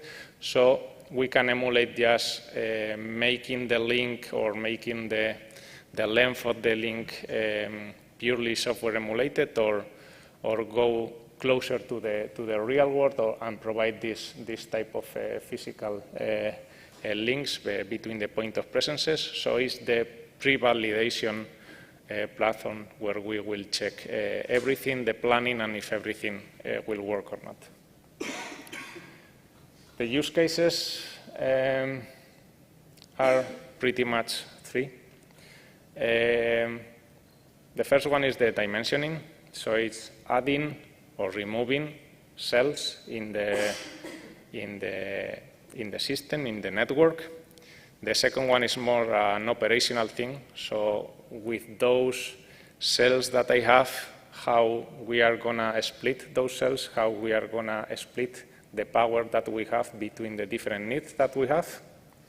And the third one is more our use case, the symbiosis that doesn't just take into account a network, it takes into account the vertical itself. So it's a look back between our system, the mission critical services system, with the NDT environment through the optimization as a service platform. So going into not many details, but some details. One of the examples for the dimensioning is this one. So we have two cells in a system that we think is the best way to proceed. Something happens in the link. According to my model, the most probable way to proceed will be to add a new cell. I do it, but could be that in the real world I check and there is a mismatch between my previous measurements and what I see in the real world. So the policy training, let's say, doesn't match with the reality. So we look back also to the learning procedure, to the retraining procedure, and we try to exploit that transfer or the transfer learning into the next step of the system and the decision making. So next will be more our use case, but in an isolated way. When we have a certain network, what we do is we are monitoring our system according to certain KPIs that are defined in 3GPP, then certain numbers for the number of calls that we are processing, number of users, CPU, RAM, everything that is happening. But we can do small things. I can scale my system, but I can scale in the same place using the same replicas and so on by myself. So I will try to optimize my system in that way, trying to split the work or to load balance the work between different replicas. But at the end of the day, if really let's say the issue is with the placement of the service or the service should be split in two different point of presences and so on, there is nothing we can really do in that sense without additional integration. So what we propose for that is this symbiosis. What we think is that us by ourselves, we can do little. Entities by themselves, they can improve, optimize the network, but without considering us or the vertical or the application that is running on top. So this is what we think is happening.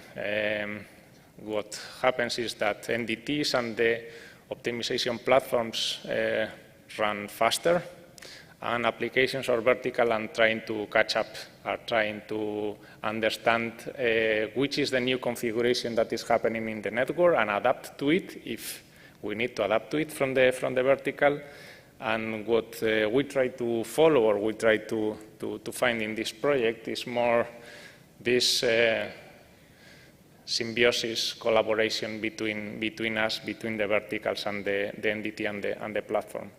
And for that, what we are trying to do is verticals by themselves can pick desired optimization. Even verticals can be notified about the different optimizations that are being made there.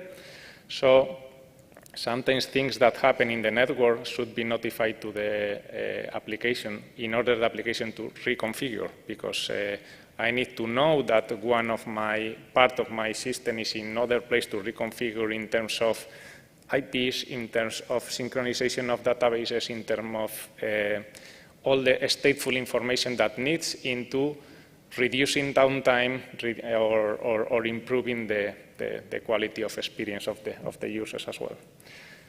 So for that, we have the optimization as a service in this project.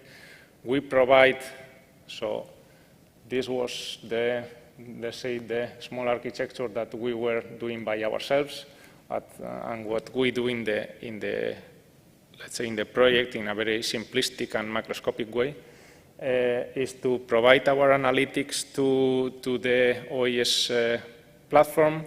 The OES platform with that information and the entities all together will decide the best scenario, schema, or whatever will apply it and will notify to us, and we will try to reconfigure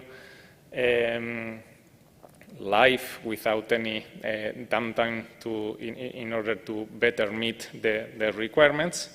And we won't handle all the scaling or scaling up or down our system. Will be the platform by itself which will decide these things.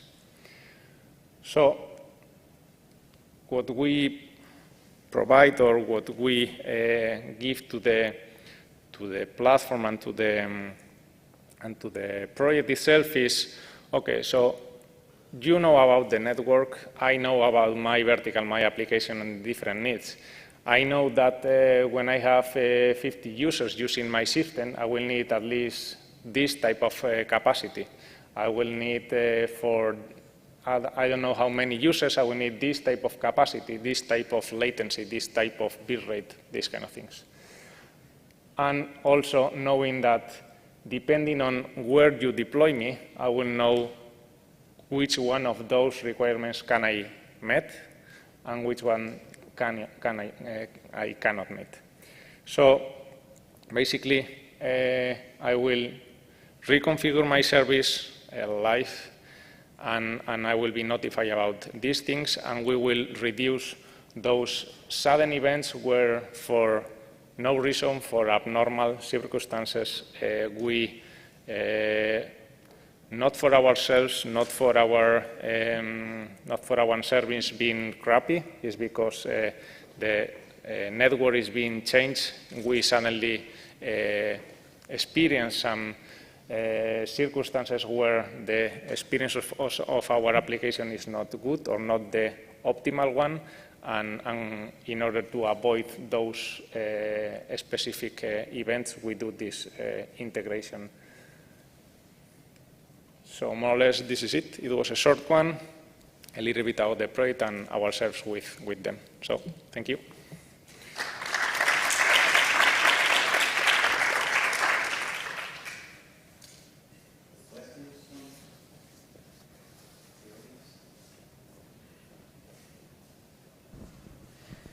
Anyone? Any in the online?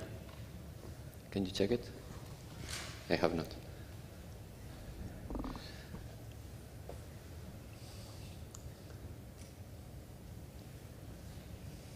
Is your platform fully running? I mean, and second question, are you offering these platforms to be within the program to be used by third parties, in the sense that not only the partners of the project can make they can take advantage of it? I know the first one.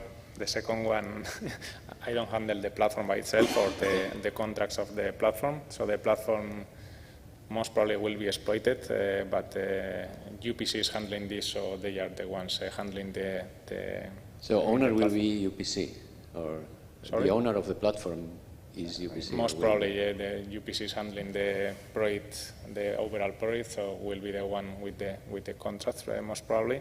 And the other one we are building, but not fully integrating yet. So, okay. So it's not fully integrated, but some of the pieces are already deployed. So we are. So it's until next December, next year, December. So we are in the process of integrating right now the final prototype. Because many times it's nice to have these platforms at the very end to be open for third parties, or even for participation in next projects with, it makes sense, yes. You or with UPC. Yeah. Could be good. Thank you. Any questions? Okay, thank you again. Thank you very much. And our next speaker, yes, he's here, she's here. It's Dr. Le toca a Jan. Le toca a Jan. Sí. It's Dr. Chen Yan from Huawei Technologies. And she speaks about something that we have been, it is in our mind all the time. How is all this stuff ending in standards? Thank you. Thank you, Narcis. Okay. Can I use this one? Oh yeah, okay, thank you. I will use this one because I'm too short. Okay, so, this one. Yes, okay, very good. Okay, so my name is Yan Chen. I come from Huawei, and I've been working in Huawei for 15 years after my PhD. I've gone through the whole process of 5G, and it's very honored and a pleasure to me because it's my second time to the UPV workshop, the V5G. Last year we talked about the integrated sensing and communication as a part of the 6G usage scenarios and the fundamental technologies.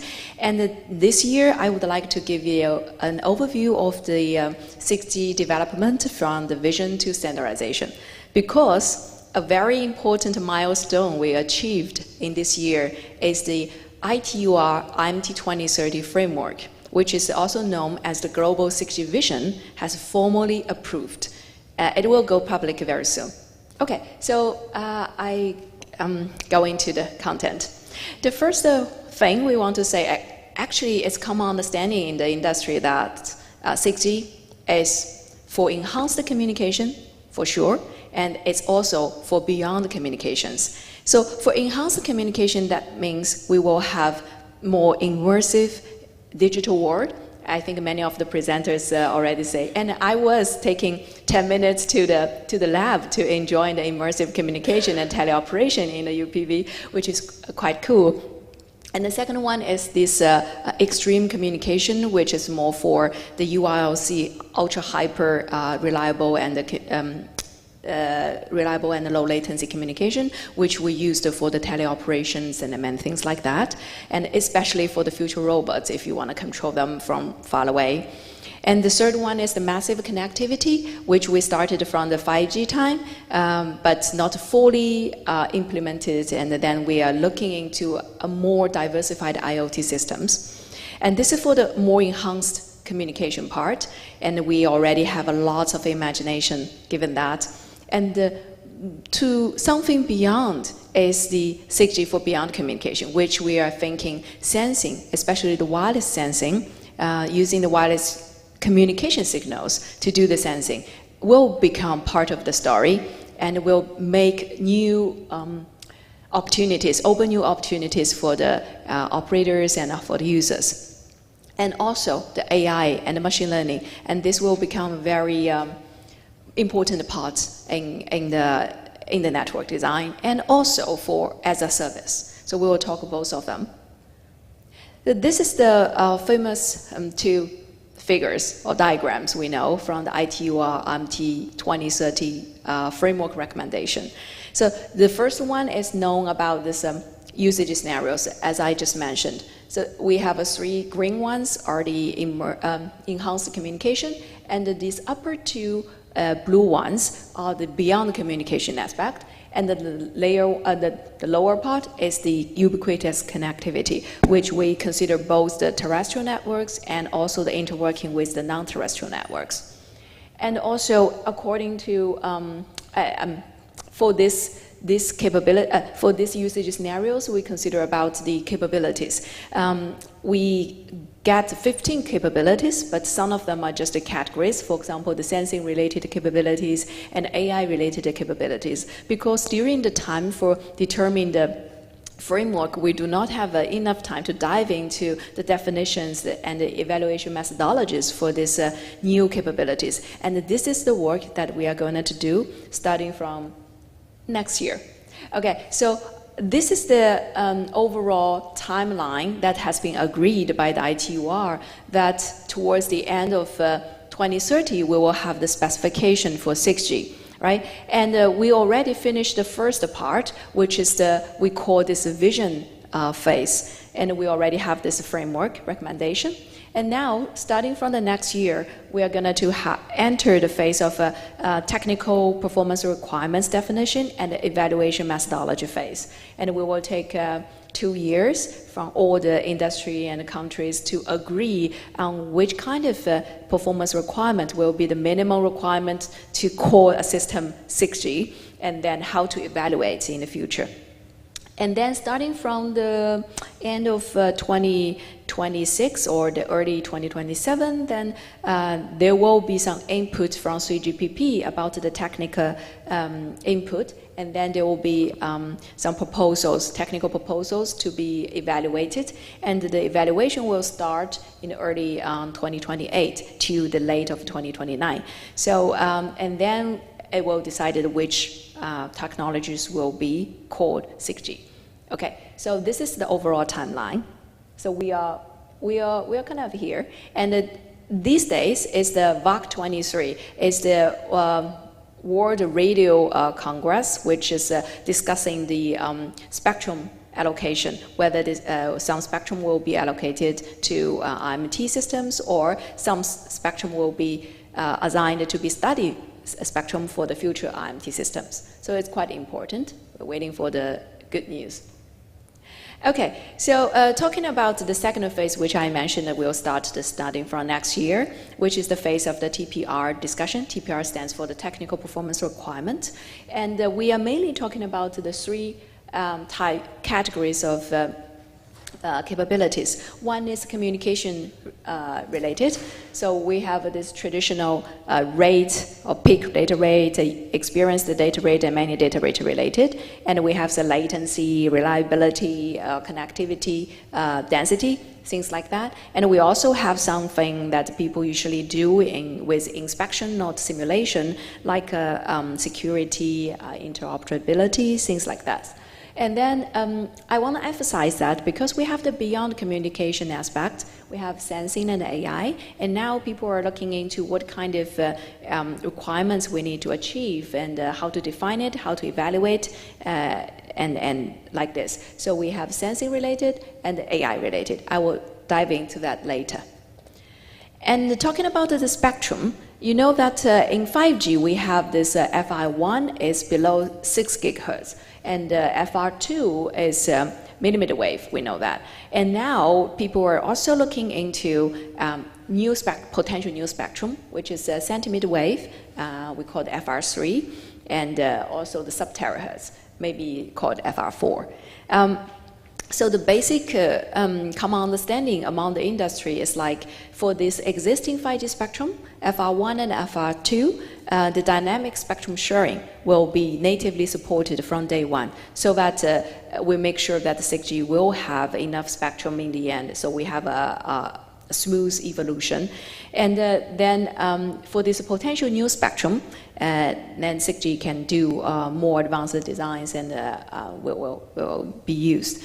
But the sub-terahertz may have a comparatively lower priority compared with the centimeter wave, because this one we are still looking for, the target is still for macro coverage, the same as the sub-6 gigahertz, like C-band or something.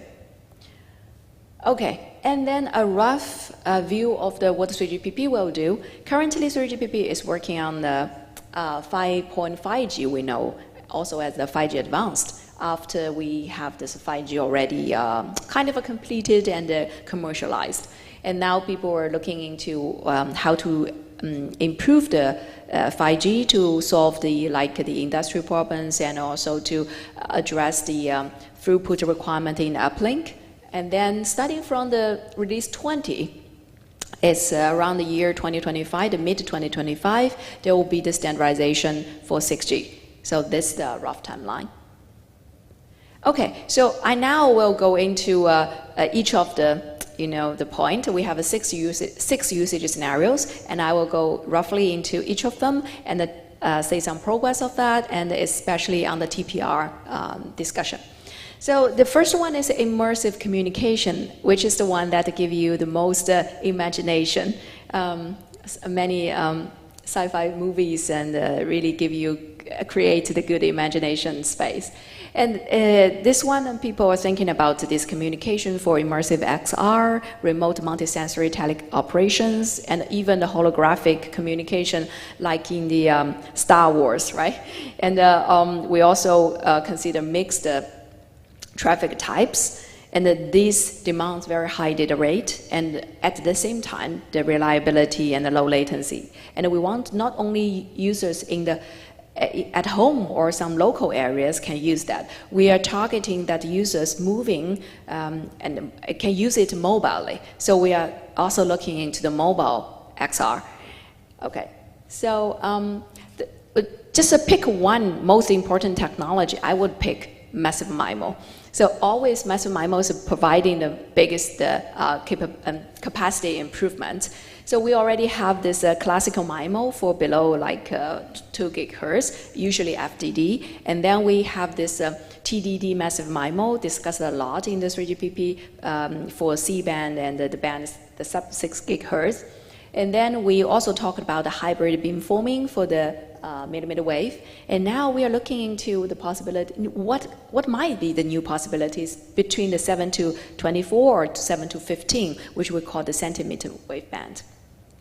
So we are looking into the channel measurement, the characteristics, and also the feasibilities to pack more antennas into the same area of the antenna size.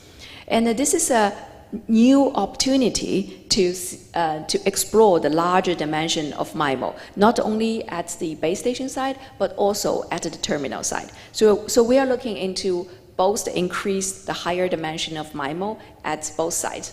And some potential from our evaluation, system level evaluation, is that we can have like 7 to 8 times more scheduled layers compared with using the current settings in 3.5 gig.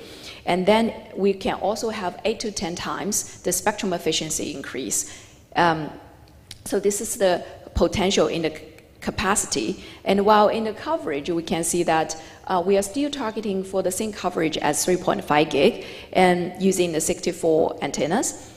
So we may need to enlarge the number of transmit antennas to obtain the same coverage. However, if we really go into very high dimension at both sides, we can achieve the same coverage but improve the cell edge data rate by like 3 times. So this is the potential that we are going for it.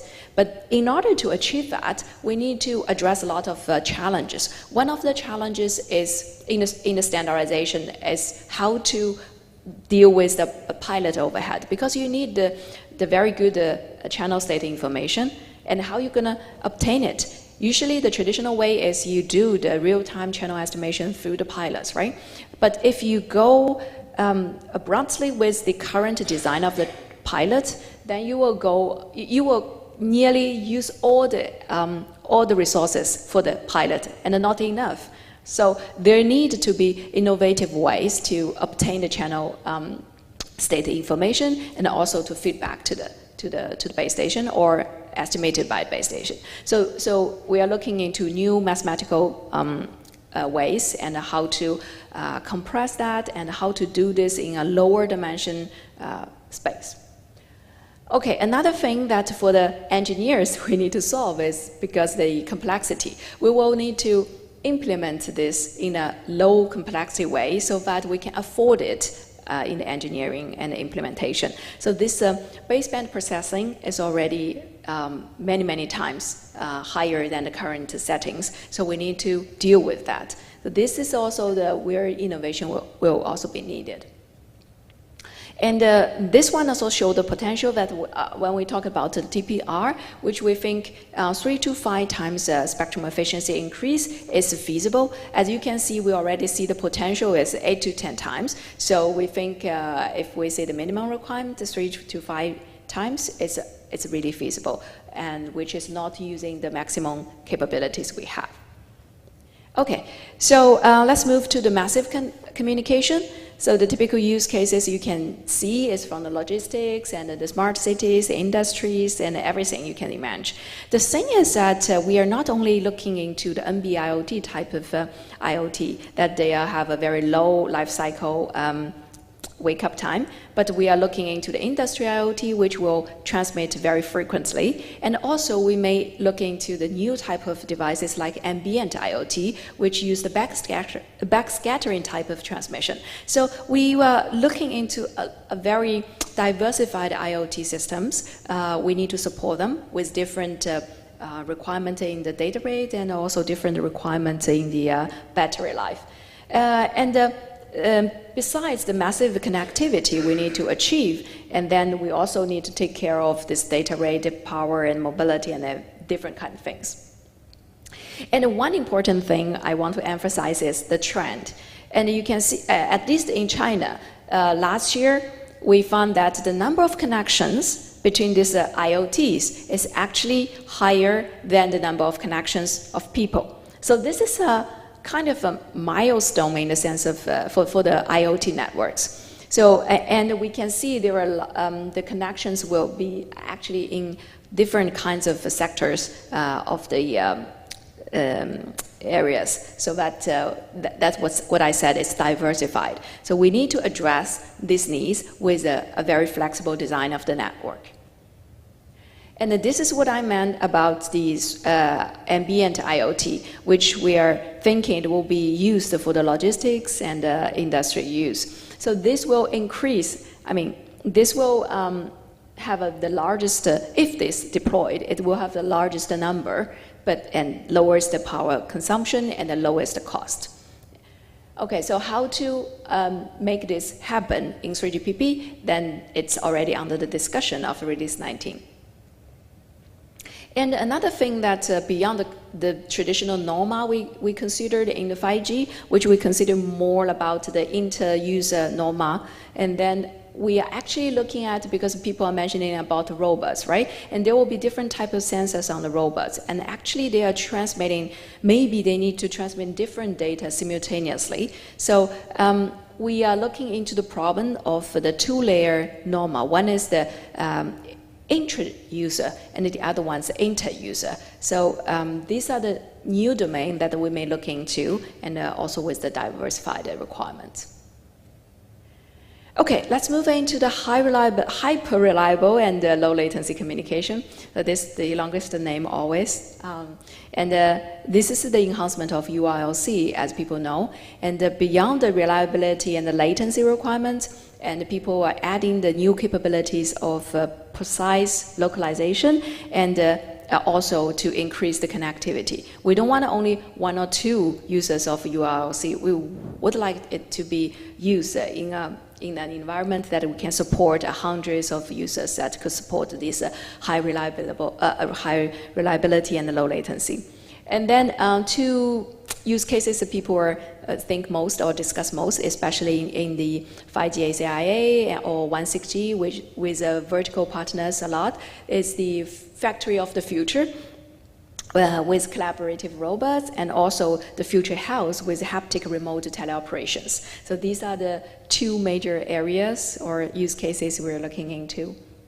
And just to talk something about the collaborative robots, which I think Joseph this morning has presented a very good talk on this. And we want to, in this way, we are thinking about the robot from the task-specific ones to a general-purpose platform, which we can support by the 6G network, which includes the capability of URLC communication, the ISAC sensing capabilities, and a very intelligent, low-latency thinking brain, which is the AI capabilities. So there are use cases, for example, this the collaborative caring, which is one deeply digested use case in the 160 white paper.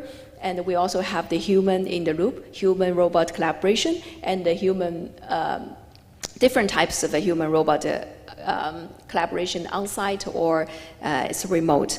And also we have the robot-robot collaboration, this kind of things. So we need the integration of URLC plus and the ISAC and AI into the network. Okay, then we mentioned about this ISAC, which represents the integrated sensing and communication. This has been discussed. This has been agreed as one usage scenario in ITUR, and this has also been discussed in 3GPP for the use cases. And people are thinking about these different use cases like activity detection, movement tracking, and then this environmental reconstruction, or even environment monitoring, these kind of things. And it's commonly agreed that we'll need multidimensional sensing and accuracy, resolution, all kinds of things. So these are the concept we are thinking is that the network can work together as sensors, and especially the benefits of using cellular networks is because they are there. They are 24/7 there, and they have the full coverage so that we can do the real-time sensing all the time, and for all the areas. And then we also can use the sensing results for communication to improve the communication. So these are mutual beneficial. And we will look into mainly the use cases of this environmental reconstruction in the later slides. So this is one example I presented in the last year, I think. I digested into this one last year, but this year I just want to emphasize that we can use this. So this slide shows that, okay, we can roughly reconstruct the environment in this scenario. And for this example, we are mainly using this for the RF map reconstruction. So we just need to know the rough shape and the material and things like this in the environment, and then we can predict the channel. So we can have the channel mapping with a very small errors. In this case, we can use this information to do the smart beamforming or beam tracking or things like this with a very limited overhead.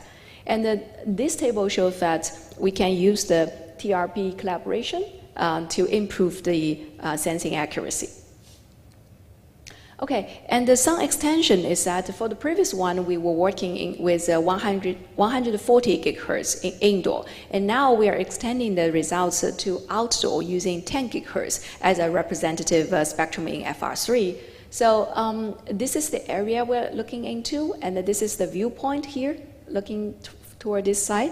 And we can see that we can actually achieve this distance error within like 10 centimeters, and then the angle error like within 5 degrees. And it's very useful for the citywide digital twin in the future for traffic management or for anything in the city governance. Okay, this is some examples. The previous ones are from the real prototype measurement, and these pages are from the simulations. We use the ray tracing tools to build the ground truth, and we use sensing this environment reconstruction, the ways of UE and base station collaboration to do the sensing, which is a biostatic one, and the UE are moving to create the equivalent virtual aperture to enlarge that and to give a higher resolution. So we can use a different base station collaboration to form a few overall view of the network. This is similar, but change a different location, the map of the Munich, with different frequency bands. As we can see, as long as we can keep the same aperture, and actually we can obtain similar performance. But of course, higher frequency bands, the higher resolution.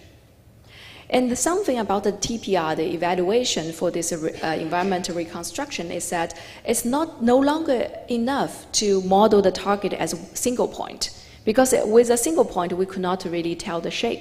So that if you want to tell the shape, we are thinking that we must use the multi-scatter point to model a target. So this is what we propose here for the target modeling, to use a multi-scatter target modeling. And you can control the number of points depending on the usage. For example, if you just want to know this RF mapping because of the targets, and then you can use less points. But if you want to reconstruction all the edges and the shapes in a very precise way, and then we need a very dense points represent.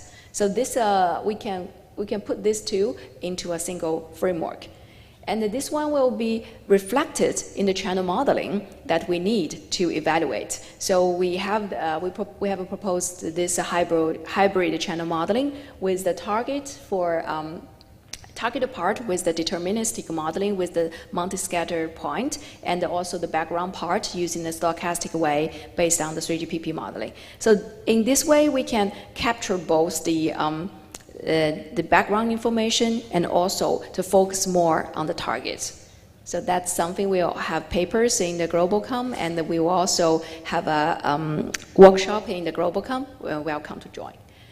And then this page is showing the benefits of multi-points, as I just mentioned, that you can know the structure, you can capture the environmental reconstruction, then it's easier to model the collaboration between the TRPs. Okay, and then the AI part. The AI part, as I mentioned, is it's not saying that we are using AI for the network optimization or for the network the single module optimization. We are using the 6G as a platform to support the AI applications, such as we can support very low latency and the energy efficient distributed inference or distributed learning, so that we can support this kind of applications. And yeah, this is the two aspects of the native AI people are talking or we are proposing. One is AI for network, and the other one is network for AI. So we want to emphasize the network for AI. So in the 5G time, we are mainly using the network as a pipeline to transfer the data that the cloud needs to do something. But in the 6G native AI, we're thinking that whether we can do more, making the network platform more intelligent, and it can really do part of the AI modeling and the AI inference or learning part, so that we can get very low latency, just like what we need in the collaborative robots and also this kind of interactive, immersive communication areas. So this is something we are looking into. And here is one slide of conceptual things, which called machine-to-machine effectiveness communication. So in the current day, we transmit everything like what we really see. We treat the other side as a human, right? Even if the other side is a machine. So if we see a video, we transmit the whole video there. But it's a bandwidth consuming, and we really could not support too many people simultaneously with very high definition of video transmission. But what if you need a large amount of data and to do a fusion in very low latency and energy efficient way? So this is maybe not a scalable way.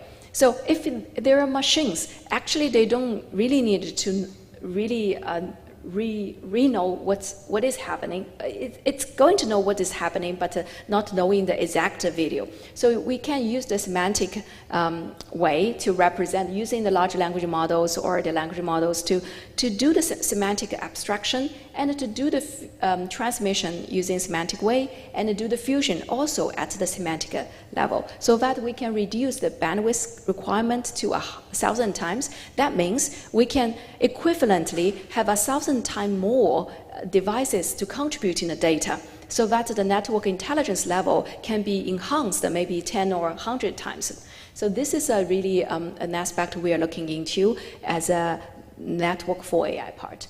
And also we think the base station will be a fusion point. And about this technical requirement, we are thinking that it's better to have some quantitative measurement, which we propose to have this AI service accuracy at a given latency. So this is a metric that we are thinking that, okay, so currently you know a model, giving you a model and giving you a test data set, then you know how accurate it can work. And now if we distributed this computing and this AI management into a network, and then we want to say, given some latency, what kind of accuracy we can still achieve compared with the one that everything is centralized. So let's say maybe 95% or 99% can be achieved within like 20 milliseconds. So this is the capability of the network distributed learning or inference. This is something we're looking into, and we hope more people can really look into this problem, how to define it and evaluate it. And finally, it's the ubiquitous connectivity, and it's very simple. It's mobile broadband communication and IoT communication in the remote areas to connect the unconnected. And there are terrestrial solutions like the rural star Huawei has proposed with a wireless backhaul and a solar power and easy deployment in many of these areas. And also we are very interested to look into the feasibilities of using the SIM area interface to using the SIM mobile phone to connect to both the terrestrial networks and the non-terrestrial networks. But we still look into this, how to make it happen, because if we use pure satellite to smartphone to cover all the areas, we see there are 100 times the capacity gap. But if this satellite is only used in the complementary areas, that complementary coverage, then it will have a higher throughput. Okay, to summarize, so we are now already have this vision in 2019 about the 5G, and then we have this 5G advanced maybe deployed in next year or the year after, and then we are looking into the vision that already published and will be commercialized in 2030. So we want to emphasize 6G will be built on the success of 5G and 5G advanced. Thank you very much.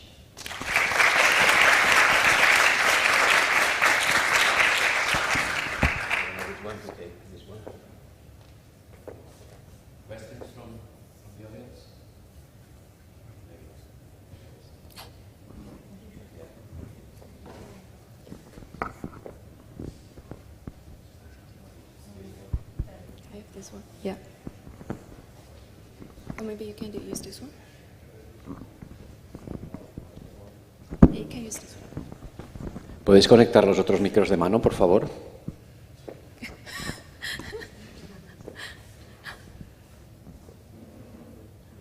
You can use this one. I can use this one. Hello? No, that's it. Okay. Well, thank you for your very nice and comprehensive presentation. As you know and you said, right now it's taking place the World Radio Communications, and there is a huge debate regarding the 6 gigahertz band, whether it's allocated partially. Well, completely is not going to happen for IMT 2030 or for shared spectrum, you know, Wi-Fi. So, I just wanted to know your opinion Wi-Fi 6E is coming already very soon with 160 megahertz, for example. So it's like it will be much faster than 5G for Wi-Fi type use cases, of course. So, well, I don't know. I'd like to know your opinion on that band and how to share it or with Wi-Fi partially or completely, and also there are some people suggesting that IEEE Wi-Fi could become an IMT 2030 technology, like a 6G technology for like this type of indoor use cases. So that's still to be decided whether they apply for a technology or not. But just wanted to know your opinion about those two things. Thank you. So, okay, thank you. This is a very tricky question, but a challenging question about the Wi-Fi things. It's actually, yes, we see that Wi-Fi is developing very fast, and also there is this spectrum challenging, like especially the 6 gigahertz in America. It's already signed to Wi-Fi, but in other areas, the people will have the consensus that it should go to the IMT 2030. So currently, people are more like to make sure in some areas it's working for IMT. And there are lots of demos and field trials showing that it can achieve quite good performance, especially the coverage compared with the 3.5 gig, the C-band, and also the throughput can be improved several times. So it's something that at least the IMT industry is looking into and quite eagerly. And then talking about this. Whether this Wi-Fi will become part of the 6G. So currently, this is a interacting system, the other system that might be interacting with the IMT system, and then it will depend on this methodologies, evaluations, whether they can match all these usage scenarios. But usually, because Wi-Fi is mainly for indoor and some local areas, it may not match all this requirement that for the IMT system. So yeah, I think the similar collaboration in 5G will continue in 6G between that too. So that's why we are looking into these TRP requirements and these evaluation methodologies to be defined. Okay, thank you. Question from Yuri here. Yes. Thank you. I'm curious about the concept of a centimeter wave massive MIMO.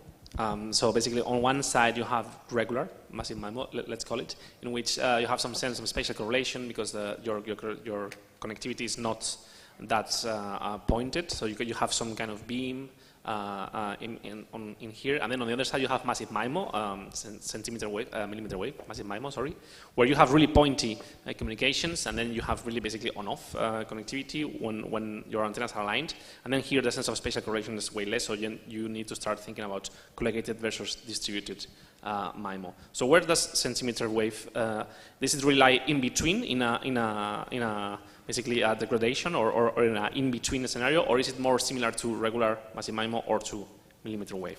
I'm curious to know your impressions. I understand the question. It's actually, it's a debating also internally for us, the researching side, because yeah, as you said, this spectrum is in between of the traditional FR1, which is sub 6 gigahertz. We use the fully digitalized channels, transceivers. And then on the other side is the millimeter wave, which we use the hybrid beamforming. Yes. Yeah, so this is for the research.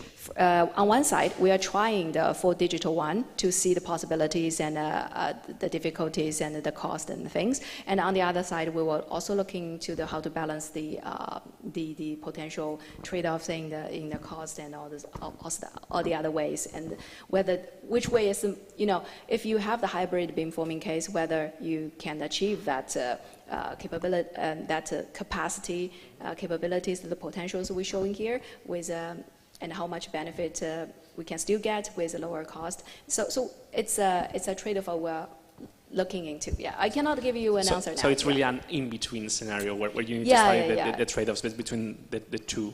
Yeah, slides. I think the innovations that will be generated here a lot. Yeah. Thank you. Okay. Thank you very much again. Thank you.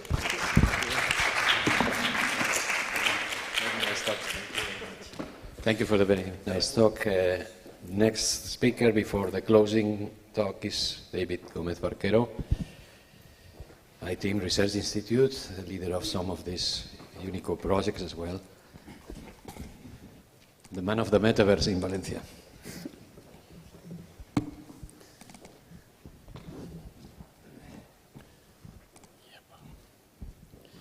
Yeah, well, thank you, Narcis.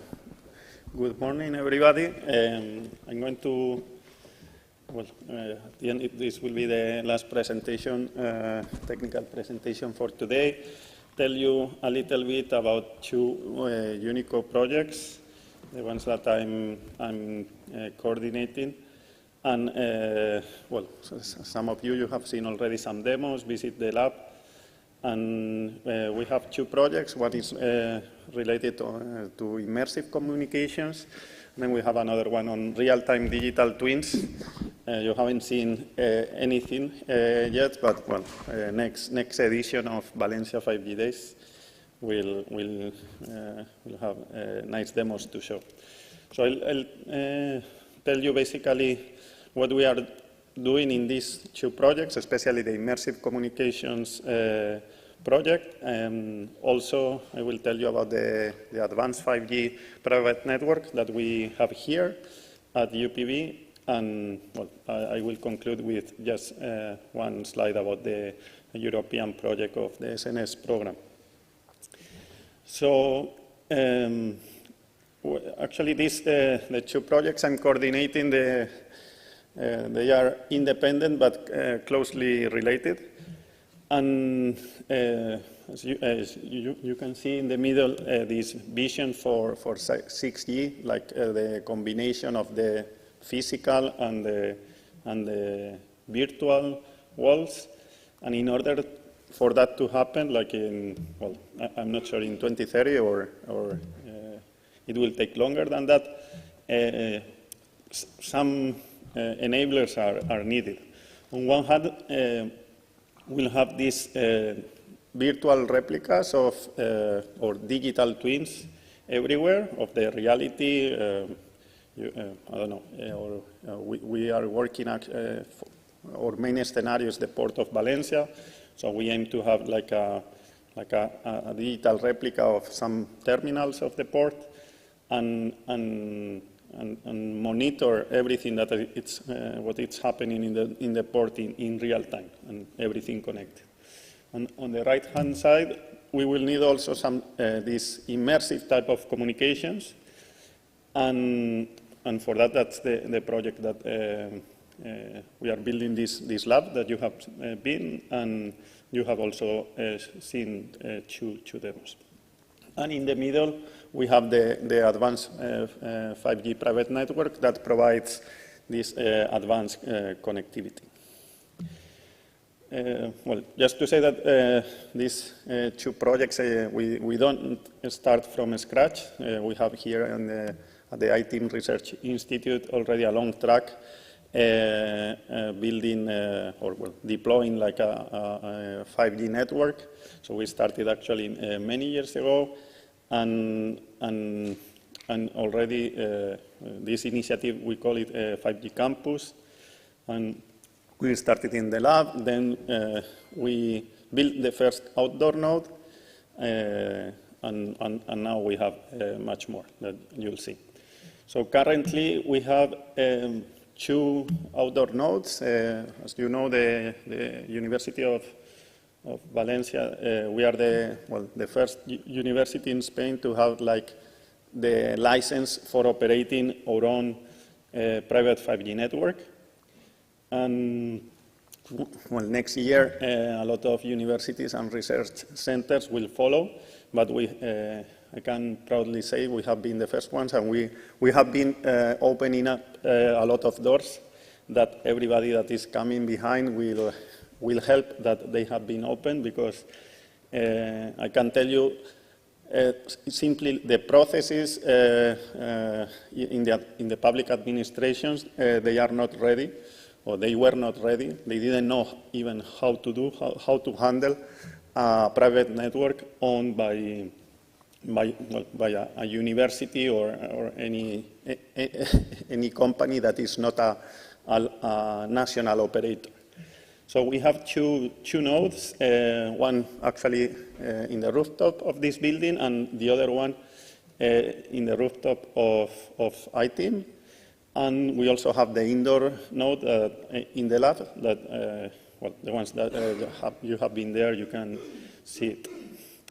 So very quickly, some of the main features, well, we have the standalone in the N40 band, which is the private SA network, and also non-standalone because we have the millimeter wave in the two outdoor nodes. But currently in Spain, it's not possible to deploy millimeter wave standalone using the M40 frequency band. Well, despite the Secretary General said so the other day, I told him that he wasn't well informed. So we have, well, in collaboration with Telefónica and also Nokia, but with Telefónica we have some of the spectrum for the millimeter wave, and also in the indoor. We have radio from Nokia, and we have a setup with multiple 5G cores, and we have, well, already network slicing, a virtualized KPI measurement system, and this, we are working a lot on, you know, all these initiatives on APIs. We call it, well, in our projects, network as a code, and also have already an edge cloud continuum with AWS. Upcoming features for the next year: interconnection with the public network of Telefónica, interconnection with other private 5G networks here in Valencia, especially at the port. And we also plan to, well, because there is a growing importance on energy consumption and efficiency, so try to monitor the energy that the network is consuming and try to optimize it. And, well, there was a possibility for this event of a demo flying drones, but it was a bit too much. So maybe for next year, but next year we plan to start flying drones connected to our 5G network very soon.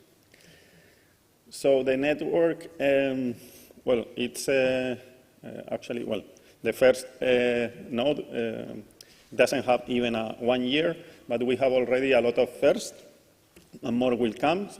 So as I said, we are the first university or research center in Spain managing and operating a 5G network. We are also connected to a real production plant in Ford, that is outside Valencia.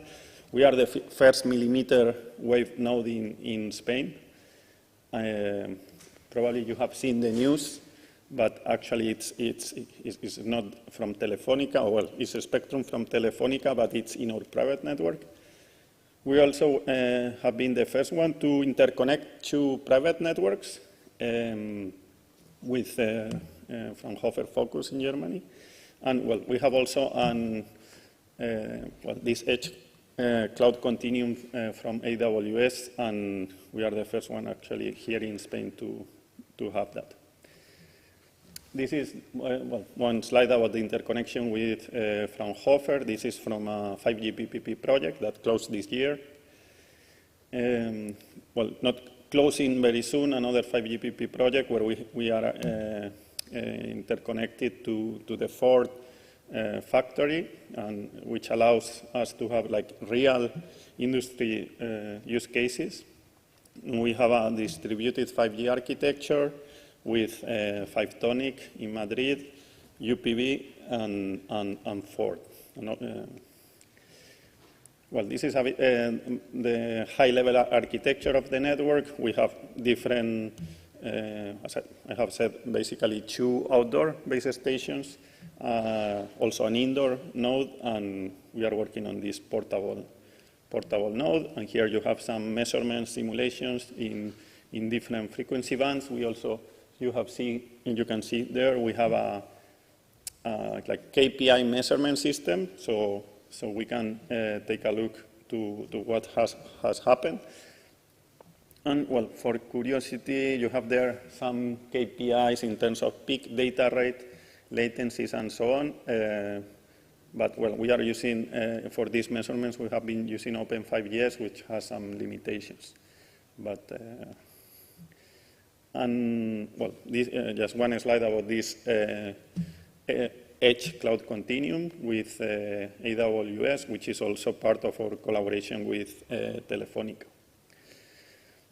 Okay, so I'm going to explain you a little bit more about these advanced 5G immersive communications that we are working on three different types of immersive communications: holographic, telepresence, and haptics. Well, all these projects of Unico, you know, started officially long time ago, but in practice, not so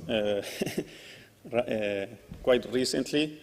In this project, we started in March. You know, all these difficulties with the tenders and so on. So, and the main objectives of the project, you have it there. First of all, is to actually, the main objective is to create this immersive communications lab for holographic telepresence and haptic communications. And then once we build the lab, we plan to assess requirements in terms of KPIs, quality of service, and also quality of experience. So we plan to do a lot of tests to check the engagement and interest and of this type of communications. We plan to do also pilots and trials for different verticals, and with particular focus on education. So we actually we are already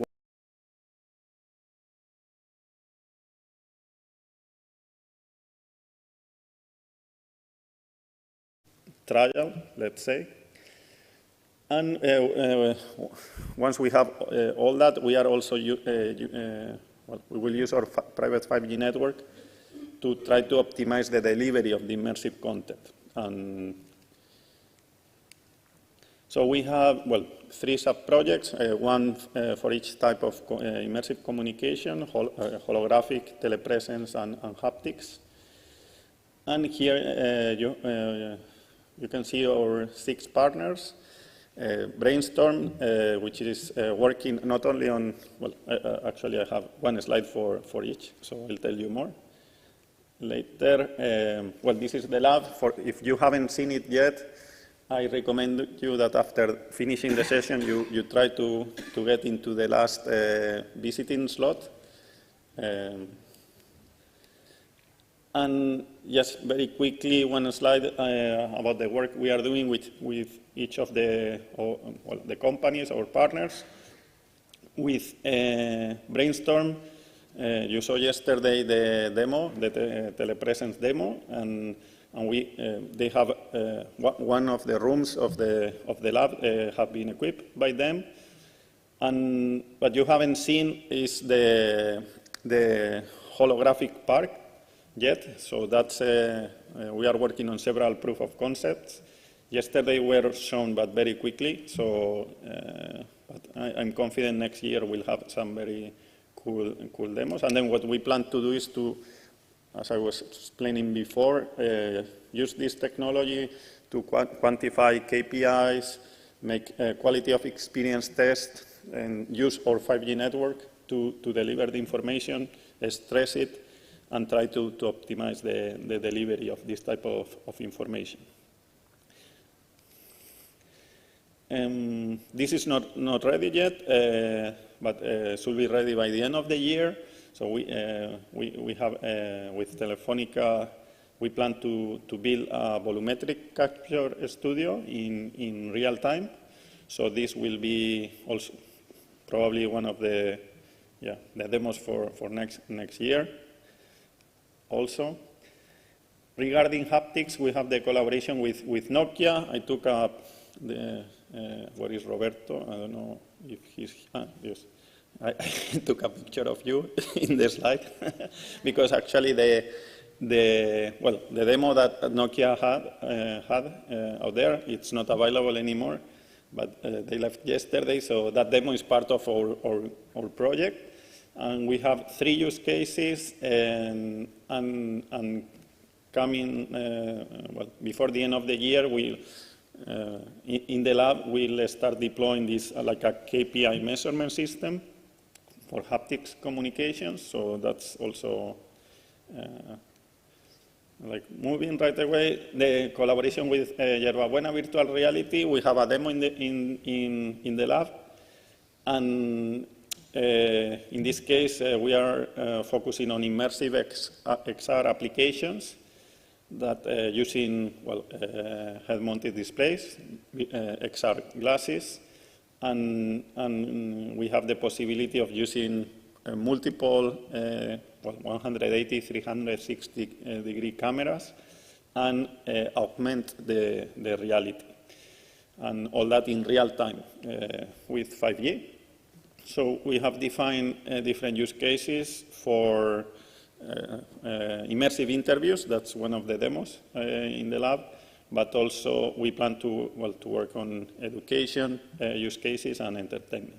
And again, all the demos, I have to say, they were prepared just the day before the event. They were ready, but we plan to do this like quality of service, KPI, technical requirements, and also quality of experience evaluations.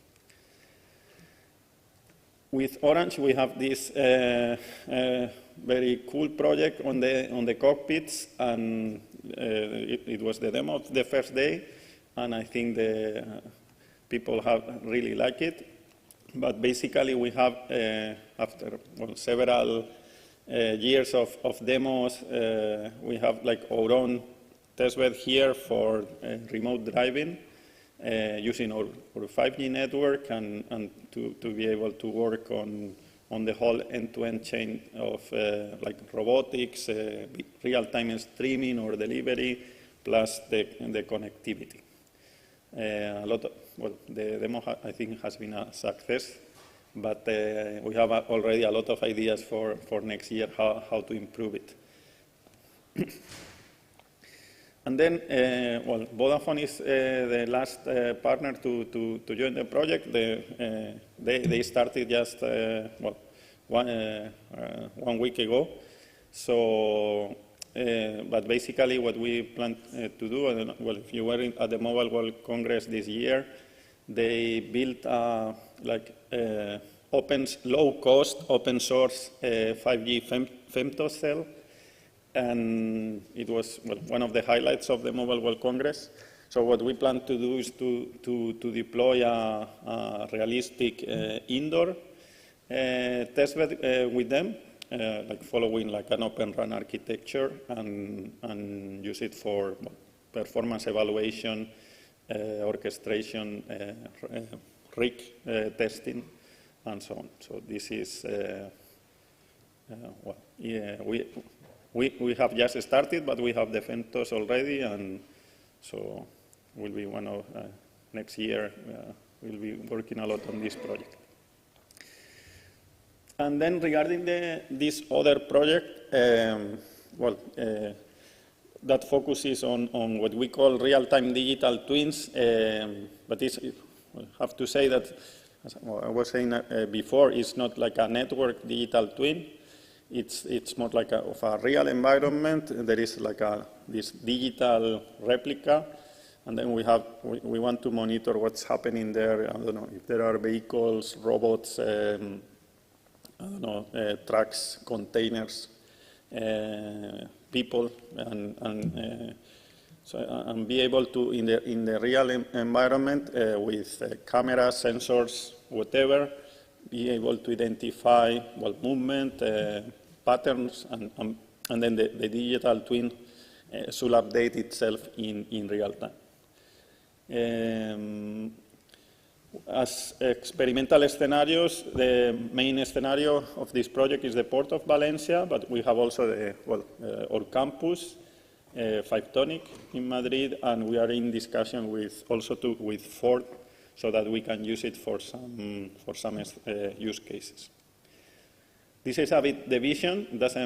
And we will work towards this to make this happen. Let's see how far we can get. But well, in case you haven't noticed, UPV is very close to the port of Valencia. And what we plan to do, as I said before, in the slide of about the private 5G network, we are working in the interconnecting our network with the port.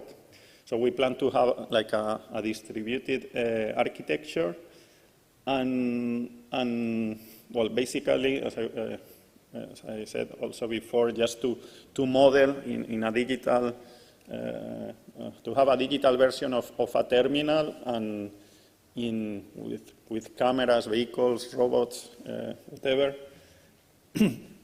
try to monitor what's happening and try to update this real-time digital twin. This project, well, started but didn't start because the tenders were published during Christmas, last Christmas, and for many different reasons, half of the tenders were I don't know, empty, you know, like there was no winner, so we had to publish them again, and it took for ages, and actually, well, in the last weeks, all the partners, they have finally signed. So, well, this is a very challenging project, and with a lot of, well, collaborations between the different partners. We have, well, the Port of Valencia, we have 2 robotic companies, ABB and Robotnik. We have one company from Valencia that they focus on AI. We have Telefonica, Orange, Ericsson, Nokia, also Cellnex and Nearby Computing. It's quite a challenge, but that's will be a very exciting project to see how far we can get, making these digital twins in real time. And now I wanted to, well, to conclude with this, just telling you that we have this European project of the SNS program, Imagine Beyond 5G, that I'm the project coordinator, and it's a StreamD project. In these projects, basically there are different 5G testbeds, and there is funding for third partners to come to the testbeds and propose or perform experiments. And the first, we will have three open. Well, we had the first open call this year. It's already closed. 3 companies will be working with us next year within this framework, and well, there will be another 2 more opportunities next year and in 2025. And in this project, we have the Spanish facility. It's the UPV campus, the Port of Valencia, and we have also a rural site in Soria. And that's it. If I don't know, you have any question? Thank you for your attention.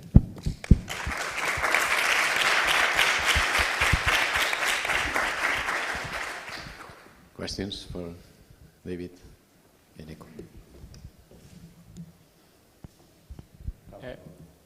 Just one question about the measurements in the N40 band, that we have experienced similar results also with the limitation of the uplink. Yes, so that's I mean, there are only 20 megahertz available, so also the commercial equipment, well, by default is prepared with configurations for downlink, not uplink, so we are working on that to try to improve the throughput for the uplink and to reduce the resources in the downlink and move them to the uplink. And well, I can tell you, yesterday the ministry is working on enlarging the 20 megahertz to 40 here in Spain, but it will be still like a isolated scenario, Spain, but instead of having 20 megahertz, we will have 40, and well, that will help, of course. We will have twice the bandwidth, but that's coming soon. The Secretary of Telecommunications told me yesterday, but I cannot tell you more. But that's a limitation we have. I believe in Spain we should have, well, in Europe, I think, well, coming back to 6G and the world radio communications, I personally believe 5G private networks are there is a huge potential for those type of applications, but it's not possible that today in 2023, talking about 6G, in Spain there is a frequency band for private networks, in Germany there is a different one, in France there is a different one, and I think, I don't know, it's even worse than in 2G. So we need urgently like a common approach, at least for Europe, ideally worldwide. But I mean, at the end in Spain, if you want to deploy a private network, only N40 is the option. And for example, in N40, you cannot do the anchor for millimeter wave. So if you want to deploy millimeter wave, so, well, sorry, I think we have a speaker coming up. No? Okay. Thank you. So. Okay. Thank you very much. Yes, we should move. Thank you very much, David, again for your nice presentation. I'm sure that many in the audience will be interested in visiting your labs, or our labs in IT. Thank you very much. So we have the closing talk, remote from Madrid. We have the pleasure to have online Arturo Azcorra. He's full professor at the University Carlos III in Madrid. He's the creator and leader of Indea Networks, and he was formerly the Director General of Telecommunications and Audiovisual Services in Spain, in the Ministry of Economy. A colleague from Madrid, a nice friend, and I think he was the person who launched this Único 5G, 6G research program in Spain. So, Arturo, thank you very much for joining us. And I'm not sure if you have followed this 3 days event since Tuesday. I'm pretty sure that you have had some time to connect maybe. But during the last 2 days, we have been showcasing what the Único 5G projects are about, and how are they running, and the initial results that we are already getting, which are impressive and should be impressive for the next decade in Spain. I think you launched a very nice program, so probably you want to share your thoughts with us about this or about any other issue in the future. Thank you for joining, Arturo.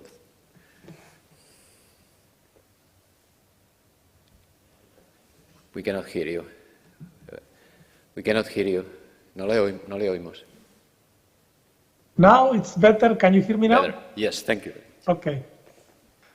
Okay, so first of all, congratulations for this very interesting event. I think it has been a great program, and it has been excellent talks, and also the collaboration and discussions that have been taking place along the event have been of the greatest value. I'm extremely honored to have been invited to do the closing of this event. Initially, I was capable of attending in person, but finally it's not been able to be, so I had to apologize, and I had to do it by telco, which is I very much regret, because it's always a pleasure to go to UPV and to ITM. It's an exciting place where lots of things take place, and of course it's always a big pleasure to be in Valencia, which is a wonderful city. So I apologize for this. Now, what I would like to highlight is going top down from a very broad picture. I would say Europe has a delay in information technology in respect to the US and to Asia. And I think that this is a substantial geostrategic problem for Europe. because it reduces our technological independence, our technological autonomy. In Europe, we are very, very strong in some sectors like aerospace or car making or precision mechanics or optics. But in information technology, we are not so strong. And I think it's because the sector has been somehow not given enough attention, both by the private sector and by the public authorities. And all of a sudden, we realize that we have this delay, that we are dependent. The most clear way in which this has manifested itself is with the chipsets. Now we realize that we are extremely dependent in chipsets. And integrated circuits are absolutely essential for everything. And all the devices that need some type of electronic computation or some type of intelligence or some type of connectivity need integrated circuits. Now we have realized in Europe that we have a very substantial dependence on this respect. I think it's not the only aspect in which we are somehow behind the regions in the US and in Asia. So I think it's very important that the European Union and several European governments have set up very strong programs on digitization, very strong programs on modernizing our economy, our society, by making the most out of information technology, of promoting deployments. So we are promoting deployments of satellite services, of 5G, of fiber. I think, therefore, that Europe now is aware of the relevance of information technology, not only as a sector in itself, but as a multiplier of all the other sectors, and thus enable technology for all the other sectors. So for medicine, for agriculture, for transportation, for energy, information technology is essential. And within this broad area of information technology, I think that connectivity, and in particular wireless connectivity, is a strategic aspect. But Europe should be very strong in wireless connectivity. I think in this particular aspect, it has a reasonably good position. We have big equipment manufacturers, very strong, having the latest technology. So I think in this particular aspect of 5G and 6G, within this broad framework of ICT, we are not doing so bad, and Europe is reasonably strong in this aspect. We should not relax. We should continue working and being in 6G even more leaders than we were in 5G. Now, I think that the projects that have been presented in this conference are a good line of work towards that goal, because are trying to make collaboration, synergies between top Spanish groups and also top European groups to continue the leading position in 5G into 5G plus, 5G advanced, because 5G has not finished its deployment, its development. 5G is deployed, yes. There is commercial equipment, yes. But still there is a path to improve 5G until 6G is finally present. So we have to continue working on the technological and scientific developments to go beyond the 5G today into the 5G of tomorrow. And of course, we need to begin working today for 6G. 6G looks very far away in the future, but it's not so far away in the future. Technology requires a very substantial amount of development of the scientific principles, of the basic components, testing in the lab, developing the products and the standards, and finally going into market. So this race towards 6G is starting as of today, and we definitely need to keep in Europe a leading position, even hopefully stronger than we had in 5G. And of course, this is not only about the service. The uptake is absolutely essential. So it's not enough about having 5G service that we do have, and we will hope to have a very wide coverage with the latest programs by the government that will fund 5G in cities below 10,000 inhabitants. But the important thing we should also work into is in the uptake. I am extremely pleased to have seen the previous presentation in which the private 5G network of UPB has been presented. So we need that 5G is actually used for what it has been designed, which is mainly for professional applications, for energy, for transportation, for gaming also, but for professional usage, not only for the individuals. So people with the smartphone, of course, will have a better service with 5G. But 5G was designed specifically not only for the consumer, which is of course good, but for the professional applications. So we really need to work very strong on the uptake of 5G technology to allow it to permeate, to introduce itself in all the aspects of society and economy, like I said, in every aspect, in every sector, and really multiply the potentiality of those sectors, enabling new business models, reducing costs, increasing the user experience. In all those aspects, 5G has a very strong capability that we should make the most out of it. And let me finish with a concern that I see on almost everyone that I talk to in the ICT sector, which is the shortage of qualified employees. We need many more telecom engineers to be able to make the most out of these technologies. And it's a concern that I've heard in many fronts. The other day, a few days ago, the regional minister of Madrid of digitization said that Madrid needed 20,000 skilled technicians in telecommunications in the coming 5 years. And it's going to be very difficult to produce them unless we promote this profession, we promote the telecommunication engineering so that students register into the courses, because we do have the production capacity.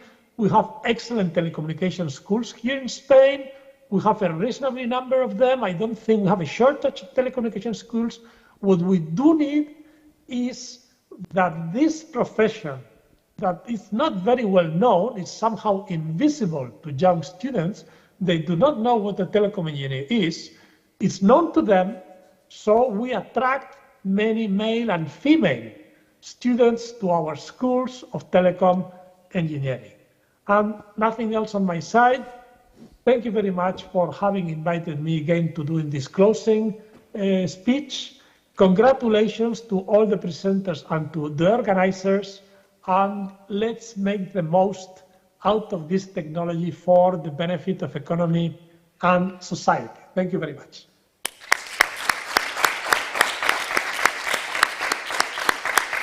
Thank you. Thank you very much, Arturo, for your nice talks. Thank you.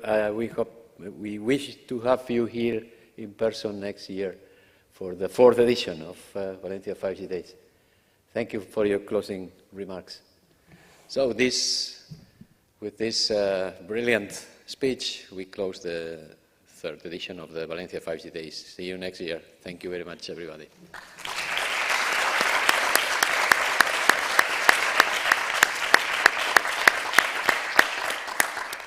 Of course, if anybody wants to have a picture with the V5G, let us be keen to.